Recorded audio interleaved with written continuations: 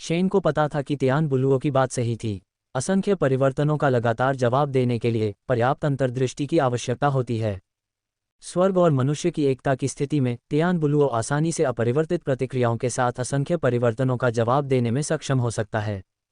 लिन Shane स्वर्ग और मनुष्य की एकता की स्थिति तक नहीं पहुंचा था, लेकिन अगर उसके पास वेई वुफू के समान समृद्ध युद्ध का अनुभव होता तो वह लगभग वही हासिल कर सकता था।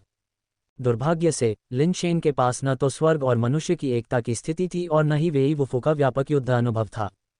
ब्लेड तकनीक का अभ्यास करना इतना कठिन क्यों है? लिन शेन ने आह भरी। एम्पायर के जरिए अपडेट रहें। भाई तियान, तुमने फिर से ब्लेड तकनीक का अभ्यास करने के बारे में क्यों सोचना शुरू कर दिया है? तुम्हारी उंगली और मुट्ठी के कौशल इतने शक्तिशाली हैं, सिर्फ इन दो कौशलों से तुम दुनिया पर हावी हो सकते हो। किसी और ब्लेड तकनीक का अभ्यास करने की कोई ज़रूरत नहीं है। क्या अपनी उंगली और मुट्ठी के कौशल को और निखारना बेहतर नहीं होगा? तियान बुलुओ ने कहा। क्या तुम्हें घर से बाहर नहीं निकाला गया था? तुम इतनी जल्दी कैसे बाहर आ गए? लिन शेन ने सवाल का जवाब नहीं देना चाहा और विषय बदल दिया। हे, बहन यूं बाहर गई थी, इसलिए मैं थोड़ी देर के लिए बाहर निकल आया। अन्यथा मेरा दम घुट जाता।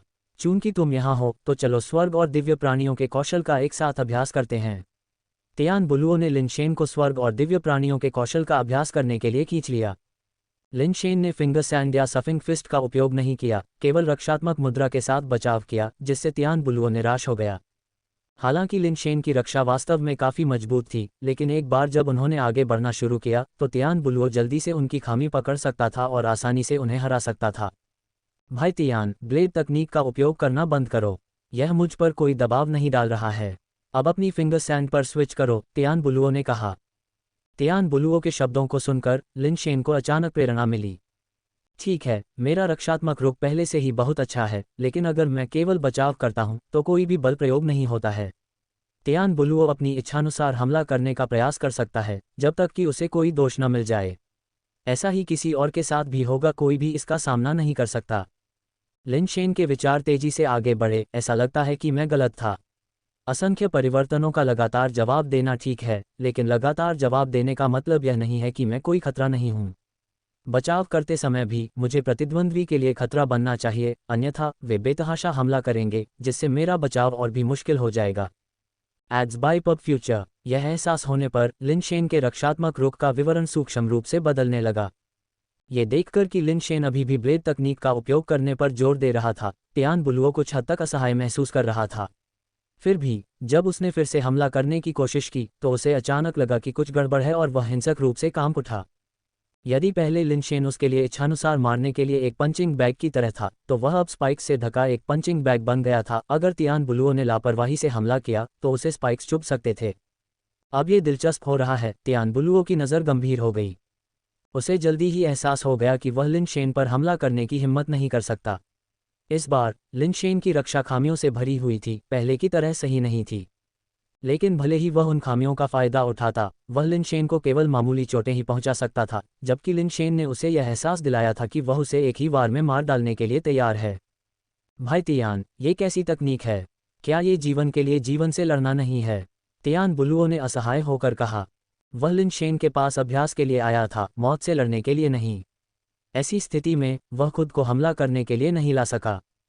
ये सही है। चूंकि मैं लगातार असंख्य परिवर्तनों का जवाब नहीं दे सकता, इसलिए मैं इसके विपरीत करूंगा। अपने महत्वपूर्ण बिंदुओं की रक्षा करते हुए मैं हमेशा प्रतिद्वंद्वी के साथ जीवन के बदले जीवन का आदान प्रदान करने के लिए तैयार रहूंगा। आदर्श रूप से मैं दुश्मन को भारी चोट पहुंचाने के बदले में मामूली चोटें सह लूंगा, लिन शेन ने कहा। तियान बुलुओ ने हताश होकर कहा, इसे बचाव नहीं कहा जाता, इसे हताश होकर लड़ना कहा जाना चाहिए। रक्षा करना मौत तक की लड़ाई है, लिन शेन मुस्कुराया। प्राचीन युद्धों में शहर की रक्षा करने के लिए हमेशा हताहत होते थे। कम कीमत पर दुश्मन को घातक क्षति पहुंचाना मेरी शैली के अनुकूल है। तियान बुलुओ ने लगातार अपना सिर हिलाया और कई बार कोशिश की और पाया कि जब भी वह लिन शेन पर हमला करेगा तो उसे लिन शेन से ज़्यादा चोट लगने की संभावना है। एक पल के लिए उसे वास्तव में नहीं पता था कि आगे कैसे बढ़ना है। कुछ प्रयासों के बाद तियान बुलुओ ने उदास होकर कहा, मैं अब और अभ्यास नहीं करूंगा, मैं अभ्यास नहीं करूंगा। इस तरह से खेलते हुए अभ्यास करने का कोई तरीका नहीं है। अगर तुम अभ्यास नहीं करोगे तो मैं खुद ही अभ्यास करूंगा। लिन शेन पूरे जोश के साथ अभ्यास कर रहा था। इस समय उसे एक आभास हुआ। आखिरकार उसके पास जल्दी ठीक होने की क्षमता थी, इसलिए थोड़ी सी चोट का कोई मतलब नहीं था। दुश्मन के साथ घावों का आदान प्रदान करने में सक्षम होना काफी सार्थक लग रहा था। Ads by pub future. बेशक ये सिर्फ एक आखिरी उपाय था। अगर वह इसके बिना सफलतापूर्वक बचाव कर सकता था तो लिन शेन बचाव के लिए इस तरह के पारस्परिक रूप से हानिकारक तरीके का उपयोग नहीं करना चाहेगा। लेकिन तियान बुलुओं के स्वर्ग और दिव्य प्राणियों के कौशल और दूषित बुद्ध के कौशल का सामना करते हुए ये सबसे अच्छा तरीका था। वह अपने शत्रु को कष्ट देने के लिए स्वयं को 800 का नुकसान पहुंचाकर भी उसे 1000 क्षति पहुंचाने को तैयार है। कुछ बेहतर करने के लिए न होने के कारण तियान बुलुओ केवल लिन शेन के साथ अभ्यास जारी रख सकता था, लेकिन जितना अधिक वे अभ्यास करते उतना ही वह निराश हो जाता और हमला करने का उसका साहस कम होता जाता। हालांकि वह लिन शेन की सभी चालों का अनुमान लगा सकता था, लेकिन लिन शेन खुद पहले हमला नहीं करेगा, इसलिए तियान को पहला कदम उठाना पड़ा। आगे बढ़कर कदम उठाने से अनिवार्य रूप से खामियां उजागर होती हैं, और लिन शेन ने बचाव के लिए म्यान का इस्तेमाल किया, बस प्रतिद्वंद्वी की चालों को तोड़े बिना अपने महत्वपूर्ण बिंदुओं की रक्षा की। इस बीच उसके दूसरे हाथ की तलवार ने दुश्मन के कमजोर बिंदुओं को निशाना बनाया। इस तरह के बचाव के सामने सबसे बेहतरीन उंगलियों का कौशल भी बेकार था, इसे कौन सहन कर सकता है। कुछ देर अभ्यास करने के बाद तियान बुलुओ इसे और सहन नहीं कर सका और सीधे रेनी मिस्ट टॉवर में वापस चला गया। वह लिन शेन के साथ उस शापित ब्लेड तकनीक का अभ्यास जारी रखने की अपेक्षा बंद रहना अधिक पसंद करेगा। लिन शेन ने जितना अधिक अभ्यास किया उतनी ही अधिक अंतर्दृष्टि उसे प्राप्त हुई। आक्रमण करने के लिए गति की आवश्यकता होती है और रक्षा के लिए भी। जब तक उसका अपने जीवन को जोखिम में डालने का दृढ़ संकल्प इतना मजबूत था कि दुश्मन बदले में अपने जीवन को जोखिम में डालने की हिम्मत नहीं कर सकता था, तब तक उनकी गति स्वाभाविक रूप से कमजोर हो जाएगी और वह सफलतापूर्वक बचाव कर लेगा। चाहे आपके हुनर कितने भी बेहतरीन क्यों न हो, ये खून के बदले खून और जान के बदले जान लेने जैसा है। अगर आपको मरने से डर नहीं लगता तो इसे ले आइए और देखते हैं कि कौन पहले मरता है। लिन शेन अभ्यास कर रहे थे, उन्हें अचानक लगा कि उनकी ब्लेड तकनीक का नाम शायद जीवन के लालच और मौत के डर की तलवार के रूप में गलत रखा गया है। लंबे समय तक सोचने के बाद उन्होंने अपनी ब्लेड तकनीक को एक नया नाम दिया, ब्लड लाइफ ब्लेड स्किल। मैं तुम्हारे जीवन के बदले अपना खून देता हूँ। मुख्य रणनीति दुश्मन और खुद के खिलाफ निर्दयी होना है। जितना अधिक लिन शेन ने अभ्यास किया उतना ही उसने इसे महसूस किया और उसकी गति मजबूत हो गई। अगले दिनों में लिन शेन कहीं नहीं गया और हर दिन घर पर अपनी ब्लेड तकनीक का अभ्यास किया, जिससे इसे और अधिक सुव्यवस्थित किया जा सके। स्वर्गीय सम्राट यात्रा पर गए हुए थे और अभी तक वापस नहीं आए थे। उस दिन लिन शेन को वेई वुफू से संदेश मिला कि वेई परिवार भूमिगत स्थान का पता लगाने के लिए तैयार है और वेई चांगकिंग ने उन्हें शामिल होने के लिए आमंत्रित किया। लिन शेन के पास करने के लिए कुछ भी बेहतर नहीं था, इसलिए वह वेई वुफू की बात से सहमत हो गया और अपने गृह की ओर वापस चल पड़ा तथा एक बार फिर तियानचेन पहुंचा। वेई चांगकिंग और अन्य लोग पहले ही अपने घावों से उबर चुके थे। उन्होंने एक छोटी सी टीम बनाई जो फिर से भूमिगत अंतरिक्ष में प्रवेश करने के लिए तैयार थी, ताकि चांगहेन डोंगली द्वारा संदर्भित बेस म्यूटेशन साइट को ढूंढा जा सके। यदि भूमिगत स्थान में वास्तव में एक आधार उत्परिवर्तन स्थल होता तो वेई परिवार को भविष्य में लघु निर्वाण पथ का अनुसरण करने की आवश्यकता नहीं होती। इस बार लिन शेन एक महत्वपूर्ण कार्य के साथ लौटा, वेई वुफू को दूर ले जाना ताकि उसे ग्रहलोक में निर्वाण न प्राप्त करना पड़े। भूमिगत स्थान की खोज करने के बाद लिन शेन ने लौकी पर्वत की एक और यात्रा करने की योजना बनाई। अगर वह लौकी पर्वत पर नियंत्रण कर सकता है तो भले ही उसे उस अजीब व्यक्ति को यांत्रिक कलाई घड़ी वापस करनी पड़े, इससे कोई फर्क नहीं पड़ेगा। तियानचेन पहुंचने के बाद वेई चांगकिंग ने लिन शेन को टाउनलैंड हॉल में बुलाया और उन्हें इस दौरान भूमिगत अंतरिक्ष में की गई कुछ खोजों के बारे में बताया। चांगहेन डोंगली के मारे जाने के बाद भी भूमिगत अंतरिक्ष में संक्रमित प्राणियों की संख्या में कमी नहीं आई। वहां अभी भी निरंतर निर्वाण प्राणी प्रकट हो रहे थे, लेकिन सौभाग्य से चांगहेन डोंगली जितना शक्तिशाली कोई निर्वाण प्राणी पुनः प्रकट नहीं हुआ। उन्होंने बारी बारी से भूमिगत स्थान में प्रवेश कर निर्वाण प्राणियों का वध किया, लेकिन भूमिगत स्थान में निर्वाण प्राणियों की जनसंख्या में कोई खास कमी नहीं आई। हर बार जब वे कुछ निर्वाण प्राणियों को हटाते तो कुछ ही समय में नए प्राणी प्रकट हो जाते। इसलिए उन्होंने ये भी माना कि चांगहेन डोंगली ने जो कहा था वह सही था। भूमिगत स्थान एक आधार उत्परिवर्तन क्षेत्र होना चाहिए, और यह एक आधार उत्परिवर्तन भूमि भी थी जहां निर्वाण प्राणी पैदा हो सकते हैं, इसलिए उन्होंने भूमिगत स्थान में एक निश्चित सीमा तक खोज की। कई खोजों के बाद उन्हें अंततः वह स्थान मिल गया जिसके बारे में संदेह था कि वह बेस म्यूटेशन लैंड है। उन्होंने अपनी आंखों से देखा कि वहां से कई निर्वाण जीव निकले। वह किस तरह की जगह है? लिन शेन ने देखा कि वेई चांगकिंग के चेहरे पर एक अजीब सा भाव था, इसलिए वह पूछे बिना नहीं रह सका। वेई चांगकिंग ने कहा, मैं यह नहीं बता सकता कि यह किस प्रकार का स्थान है, वहां सब कुछ उल्टा पुल्टा सा लगता है। उल्टा? तुम्हारा क्या मतलब है? यह ऐसा है जैसे जो जीव बड़े होने चाहिए वे छोटे हो जाते हैं और जो छोटे होने चाहिए वे बड़े हो जाते हैं। लिन शेन ने अनुमान लगाया। वेई चांगकिंग ने अपना सिर हिलाया, ऐसा नहीं है, मेरा मतलब है, हो सकता है कि हमारी सोचने का तरीका उल्टा हो। पब फ्यूचर द्वारा विज्ञापन, हमारे सोचने का तरीका उल्टा है। ऐसा कैसे? लिन शेन को नहीं पता था कि इस वाक्यांश की व्याख्या कैसे की जाए। उदाहरण के लिए, यदि आप अपना बायां हाथ उठाना चाहते हैं तो आप अपना दायां हाथ उठाएंगे। यदि आप अपना दायां पैर आगे बढ़ाना चाहते हैं तो आप अपना बायां पैर आगे बढ़ाएंगे। वेई चांगकिंग ने अपने शब्दों को व्यवस्थित किया तथा अपनी भावनाओं को यथासंभव स्पष्ट रूप से समझाने का प्रयास किया। पूरी तरह से उलट सोच, क्या इसका मतलब यह है कि अगर आप आगे बढ़ना चाहते हैं तो आप पीछे की ओर बढ़ेंगे? लिन शेन ने सोचा और कहा, नहीं, यह ऐसी स्थिति नहीं है, आगे और पीछे जाने पर कोई असर नहीं पड़ता, लेकिन अगर आप बाएं या दाएं जाना चाहें तो यह विपरीत होगा। वेई चांगकिंग ने व्यंग्यात्मक मुस्कान के साथ कहा, तो मैंने कहा कि यह सोचने की समस्या हो सकती है, या ऐसा नहीं भी हो सकता है। आप विशिष्ट स्थिति को तब जान पाएंगे जब आप वहां इसका अनुभव करेंगे। इस बार आप केवल अन्वेषण करने जा रहे हैं, वहां निर्वाण जीवों को मारने की कोई आवश्यकता नहीं है, सुरक्षा पहले आती है, याद रखें कि जोखिम न लें। निश्चिंत रहें सर किंग, लिन शेन ने सिर हिलाया। इसके अलावा जब आप इस बार जाएं तो वुफू को भी अपने साथ ले जाएं, वेई चांगकिंग ने कहा। क्या होगा अगर वह जाने से इनकार कर दे? लिन शेन ने संकोच से पूछा। मेरे अपने तरीके हैं, आपको इसके बारे में चिंता करने की आवश्यकता नहीं है। वेई चांगकिंग ने लिन शेन को जाने देने से पहले थोड़ी देर तक लिन शेन के साथ बातचीत की। इस बार अन्वेषण दल में लिन शेन, वेई वुफू, वेई शॉचिंग और वेई शॉक्सिन शामिल थे, साथ ही 2 एसेंशन और 2 निर्वाण सदस्य भी थे। जब तक उन्हें चांगहेन डोंगली जैसे अस्तित्व का सामना नहीं करना पड़ता, तब तक उनके पास भूमिगत अंतरिक्ष में खुद को बचाने के लिए पर्याप्त क्षमता होनी चाहिए। लिन शेन भूमिगत स्थान पर लौट आए, रस्सियों का उपयोग करके भूमिगत स्थान की जमीन पर उतरे और वेई शाओचेंग के मार्गदर्शन में वे उस अजीब क्षेत्र की ओर बढ़ गए जिसे उन्होंने खोजा था। चूंकि इस बार मिशन उस विशिष्ट क्षेत्र का अन्वेषण करना था, इसलिए जब उन्हें रास्ते में निर्वाण जीवों का सामना करना पड़ा, तब भी उन्होंने उनसे बचने का निर्णय लिया और उन्हें मारने का उनका कोई इरादा नहीं था। पब फ्यूचर द्वारा विज्ञापन, क्या भूमिगत अंतरिक्ष में केवल इस प्रकार के निर्वाण प्राणी ही हैं? लिन शेन ने वेई शॉचिंग से पूछा जो आगे चल रहा था। पिछली और इस यात्रा में उन्होंने केवल ब्लू कैप मशरूम जानवर जैसे निर्वाण प्राणियों को देखा। पहले कई अन्य प्रकार के निर्वाण प्राणी हुआ करते थे, लेकिन पिछले कुछ वर्षों में अन्य प्रकार के निर्वाण प्राणी दुर्लभ हो गए हैं और अब उनमें से अधिकांश इसी प्रकार के हैं। वेई शाओचेंग ने कुछ देर रुककर समझाया, हमें संदेह है कि अन्य प्रकार के निर्वाण जीव अंतरिक्ष यान द्वारा लाए गए संक्रमण स्रोतों से उत्परिवर्तित और विकसित हुए थे। हालांकि ये ब्लू कैप मशरूम जानवर शायद निर्वाण भूमि द्वारा ही पैदा किया गया होगा। लिन शेन ने सहमति में सिर हिलाया। ये परिकल्पना उचित लग रही थी और उसने भी यही सोचा। चूंकि भूमिगत अंतरिक्ष में उड़ान भरना संभव नहीं था, इसलिए वे चारों केवल पैदल ही आगे बढ़ सकते थे। विचित्र भूमिगत दुनिया में उन्हें हर जगह कई अविश्वसनीय दृश्य देखने को मिले। यहाँ कुआं क्यों है? जब चारों अपने गंतव्य पर पहुंचे तो लिन शेन आश्चर्यचकित हुए बिना नहीं रह सका। एक छोटी पहाड़ी के ऊपर एक पुराना सा दिखने वाला पत्थर का कुआं था। कुएं के किनारे पर ऐसी चट्टानें बनी थीं जो आसपास के पत्थरों से बिल्कुल मेल खाती थीं और उन्हें अंतरिक्ष यान द्वारा नहीं लाया जा सकता था। यह उस जगह का प्रवेश द्वार है, वेई शाओचेंग ने समझाया। यहाँ से नीचे उतरने पर हम उस क्षेत्र में पहुंच जाएंगे। लिन शेन को यह सुनकर और भी अजीब लगा और उसने कुएं की बारीकी से जांच की।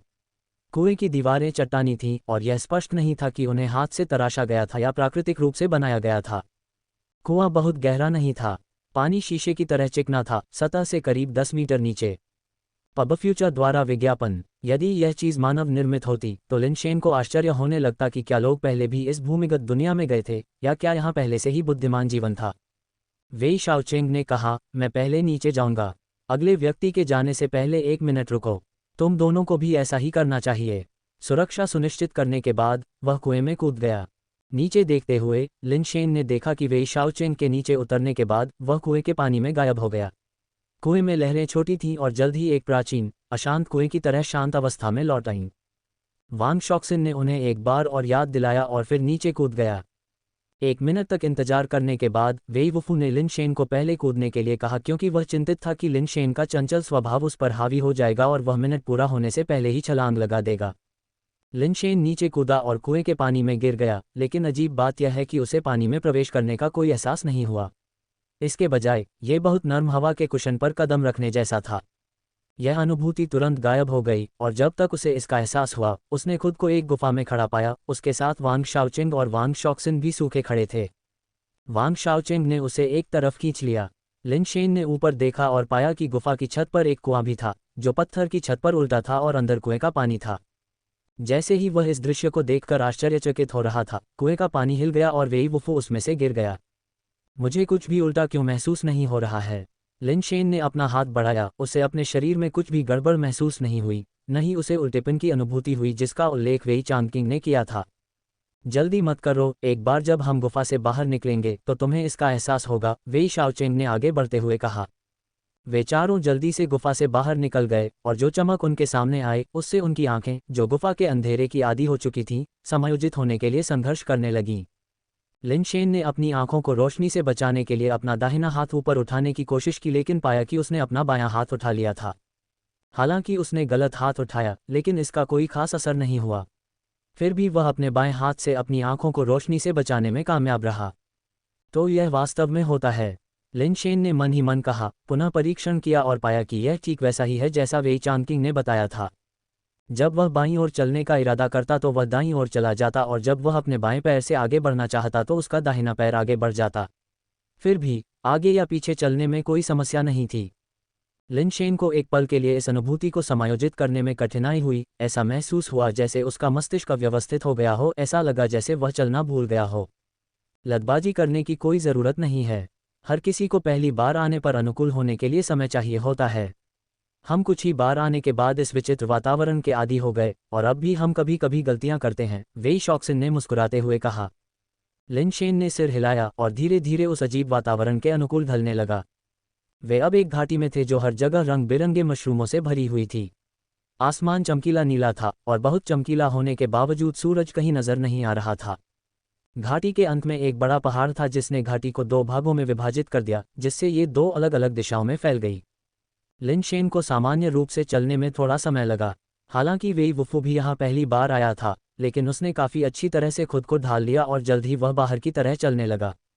शारीरिक नियंत्रण के लिए वेई की प्रतिभा बिल्कुल शीर्ष स्तर की है, लिन शेन ने आंतरिक रूप से प्रशंसा की। चलते हैं और अनुकूलन करते हैं।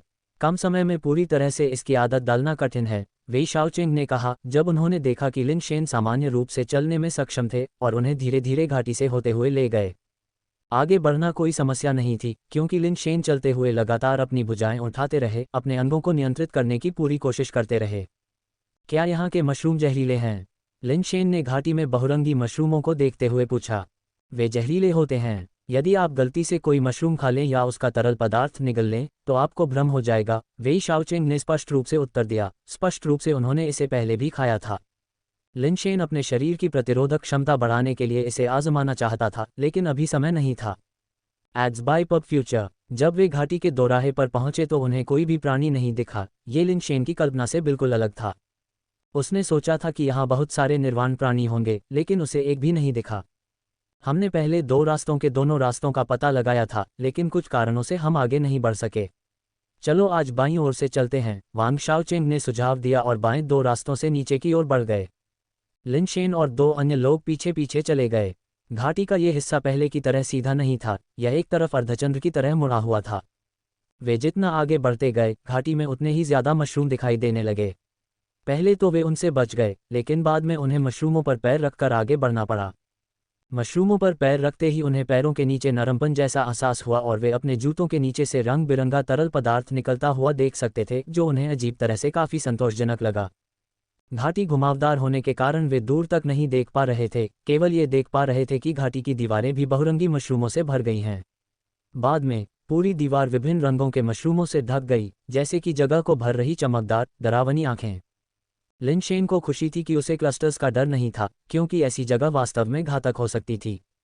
वे चारों कुछ दूर तक चलते रहे, तभी उन्हें एक नदी दिखाई दी। यह नदी सिर्फ 1 दर्जन मीटर चौड़ी थी, जो पहाड़ की ढलान पर एक गुफा से निकलकर घाटी को पार करती हुई दूसरी तरफ एक गुफा में गिरती थी। नदी का पानी भी बहुरंगी था, बिल्कुल वैसा ही जैसा कि पानी पर गिराए जाने पर गैसोलीन दिखता है, जो सूर्य की रोशनी में रंगों को प्रतिबिंबित करता है। लेकिन नदी के रंग अधिक गहरे थे और बहुत भयावह लग रहे थे। वेई शाओचेंग ने नदी के किनारे खड़े होकर विपरीत दिशा की ओर देखते हुए कहा, पिछली बार हम इसी नदी के कारण रुक गए थे और अपनी खोज जारी नहीं रख सके थे। Ads by pub future. विपरीत किनारा अभी भी घाटी का हिस्सा था, जो विभिन्न रंग बिरंगे मशरूमों से भरा हुआ था। क्या हम कूद कर पार नहीं जा सकते? लिन शेन ने कहा। लिनशेन ने पूछा। उसे पता था कि कोई समस्या होगी, अन्यथा वे उड़ने की क्षमता के बिना भी छलांग लगाकर पार जा सकते थे। बैकवर्ड बैकवर्ड बैकवर्ड, यह नदी बहुत अजीब है, वेई शॉक्सिन ने समझाया। अगर आप इसे पार करने की कोशिश भी करते हैं तो भी आप पानी में ही गिरेंगे। और ऐसा लगता है कि नदी मशरूम के विषाक्त पदार्थों से दूषित हो गई है, इसमें गिरने पर आपको भ्रम होने लगेगा, आप खुद से बाहर नहीं निकल पाएंगे। पिछली बार जब कोई इसमें गिरा था और अगर हमारे पास उन्हें बाहर निकालने के लिए कोई हुक नहीं था तो वे निश्चित रूप से नीचे डूब गए होते। पहले भी ऐसी नौगम्य नदियों का सामना कर चुके लिनशेन को आश्चर्य नहीं हुआ और उन्होंने बस पूछा, क्या नदी पार करने की कोई योजना है? हम केवल चट्टान के ऊपर चढ़ने का प्रयास कर सकते हैं, वांग शाओचेंग ने सुझाव दिया और अपने शरीर के चारों ओर रस्सी बांध ली तथा उसका दूसरा सिरा वांग शाओक्सिन को थमा दिया। चट्टान का चेहरा मशरूम से ढका हुआ था जो गुफा तक फैला हुआ था जहां से पानी बहता था। गुफा के अंदर दिखाई देने वाली पहुंच के भीतर भी मशरूम सर्वत्र दिखाई दे रहे थे। क्या हमें पहले मशरूम को साफ कर लेना चाहिए? लिनशेन ने चट्टान पर मशरूम का निरीक्षण करते हुए पूछा। कोई ज़रूरत नहीं है, मेरे पास एक ऐसी क्षमता है जिससे मैं मशरूम को नुकसान पहुंचाए बिना उस पार चढ़ सकता हूं। एक बार जब मैं उस पार पहुंच जाऊंगा तो मैं दूसरी तरफ रस्सी को सुरक्षित कर दूंगा और आप सभी उस पार चढ़ सकते हैं, वांग शाओचेंग ने कहा जब वह चट्टान पर चढ़ना शुरू कर रहा था। ऐसा लग रहा था कि वांग शाओचेंग मशरूम से ढकी चट्टान पर चढ़ने से ज्यादा उससे चिपके हुए थे। उसका कवच ऐसा व्यवहार कर रहा था मानो वह मशरूमों पर चिपका हुआ हो, वह धीरे धीरे उन पर छिपकली की तरह रेंग रहा था, चमत्कारिक रूप से किसी भी नाजुक कवच को नुकसान नहीं पहुंचा रहा था। प्रभावशाली, ये कौन सी क्षमता है? लिनशेन आश्चर्यचकित था जब अचानक उसने वांग शाओचेंग को देखा जो नदी के ठीक ऊपर था, चट्टान से गिर गया। एड्स बाय पब फ्यूचर, वांग शॉक्सिन ने तुरंत कार्रवाई करते हुए रस्सी को कसकर पकड़ लिया, लेकिन खींचने के बजाय उसने वांग शॉकिंग को पानी में गिरा दिया। वांग शाओचेंग के पानी में गिरने के बाद ही वांग शॉक्सिन ने अपनी पूरी ताकत से उसे पानी से बाहर निकाला। लिनशेन ने अनुमान लगाया कि जब वह हवा में था तो उसे वापस खींचना असंभव रहा होगा और नदी में गिरने के बाद ही वे उसे बचा सकते थे। यदि ऐसा था तो लिनशेन को यकीन नहीं था कि स्वर्ग की सीढ़ी उसे नदी पार उड़ने में सक्षम बना पाएगी या नहीं। भले ही स्वर्ग की सीढ़ियां ऐसा न कर पाती, फिर भी उनके पास पानी पर तैरने का कौशल था जो उन्हें नदी पार करने में सक्षम बनाता था। वेई शाओचेंग को जैसे ही ऊपर खींचा गया उसने अपने आप ही अपना कवच उतार दिया। उसका पूरा चेहरा लाल हो गया मानो वह नशे में हो, उसकी आंखें छोटी हो गई थीं और वह कुछ अस्पष्ट बड़बड़ा रहा था। ऐसा लगता है कि यह रास्ता अगम्य है, हमें कोई दूसरा रास्ता आजमाना होगा, वांग शॉक्सिन ने वेई शाओचेंग को औषधि देते हुए कहा। लिनशेन ने सोचा था कि यह मतिभ्रम के लिए एक मारक है, लेकिन यह एक संवेदनाहारी निकला जिसने वेई शाओचेंग को तुरंत नींद में डाल दिया। हमने अभी तक मतिभ्रम के प्रभाव के लिए कोई उपाय विकसित नहीं किया है, इसलिए यह एकमात्र विकल्प है। सौभाग्य से मतिभ्रम शरीर को बहुत अधिक नुकसान नहीं पहुंचाता है, प्रभाव समाप्त होने के बाद वह ठीक हो जाएगा, वांग शॉक्सिन ने आह भरी। ये रास्ता अवरुद्ध है, इसलिए एक बार जब शाओचेंग जाग जाएगा तो हमें दूसरी तरफ से प्रयास करना होगा। ये वहाँ भी उतना ही चुनौतीपूर्ण है और मुझे यकीन नहीं है कि हमारी तैयार आपूर्ति प्रभावी होगी या नहीं। मुझे एक बार कोशिश करके देखना चाहिए, शायद मैं पार जा सकूं, लिनशेन ने वांग शॉक्सिन के सामने प्रस्ताव रखा। आप ये कैसे करेंगे? वांग शॉक्सिन ने लिनशेन को कुछ उलझन भरी नज़रों से देखते हुए पूछा। चलो देखते हैं, मुझे खुद भी यकीन नहीं है, लिनशेन ने रस्सी की ओर इशारा करते हुए कहा।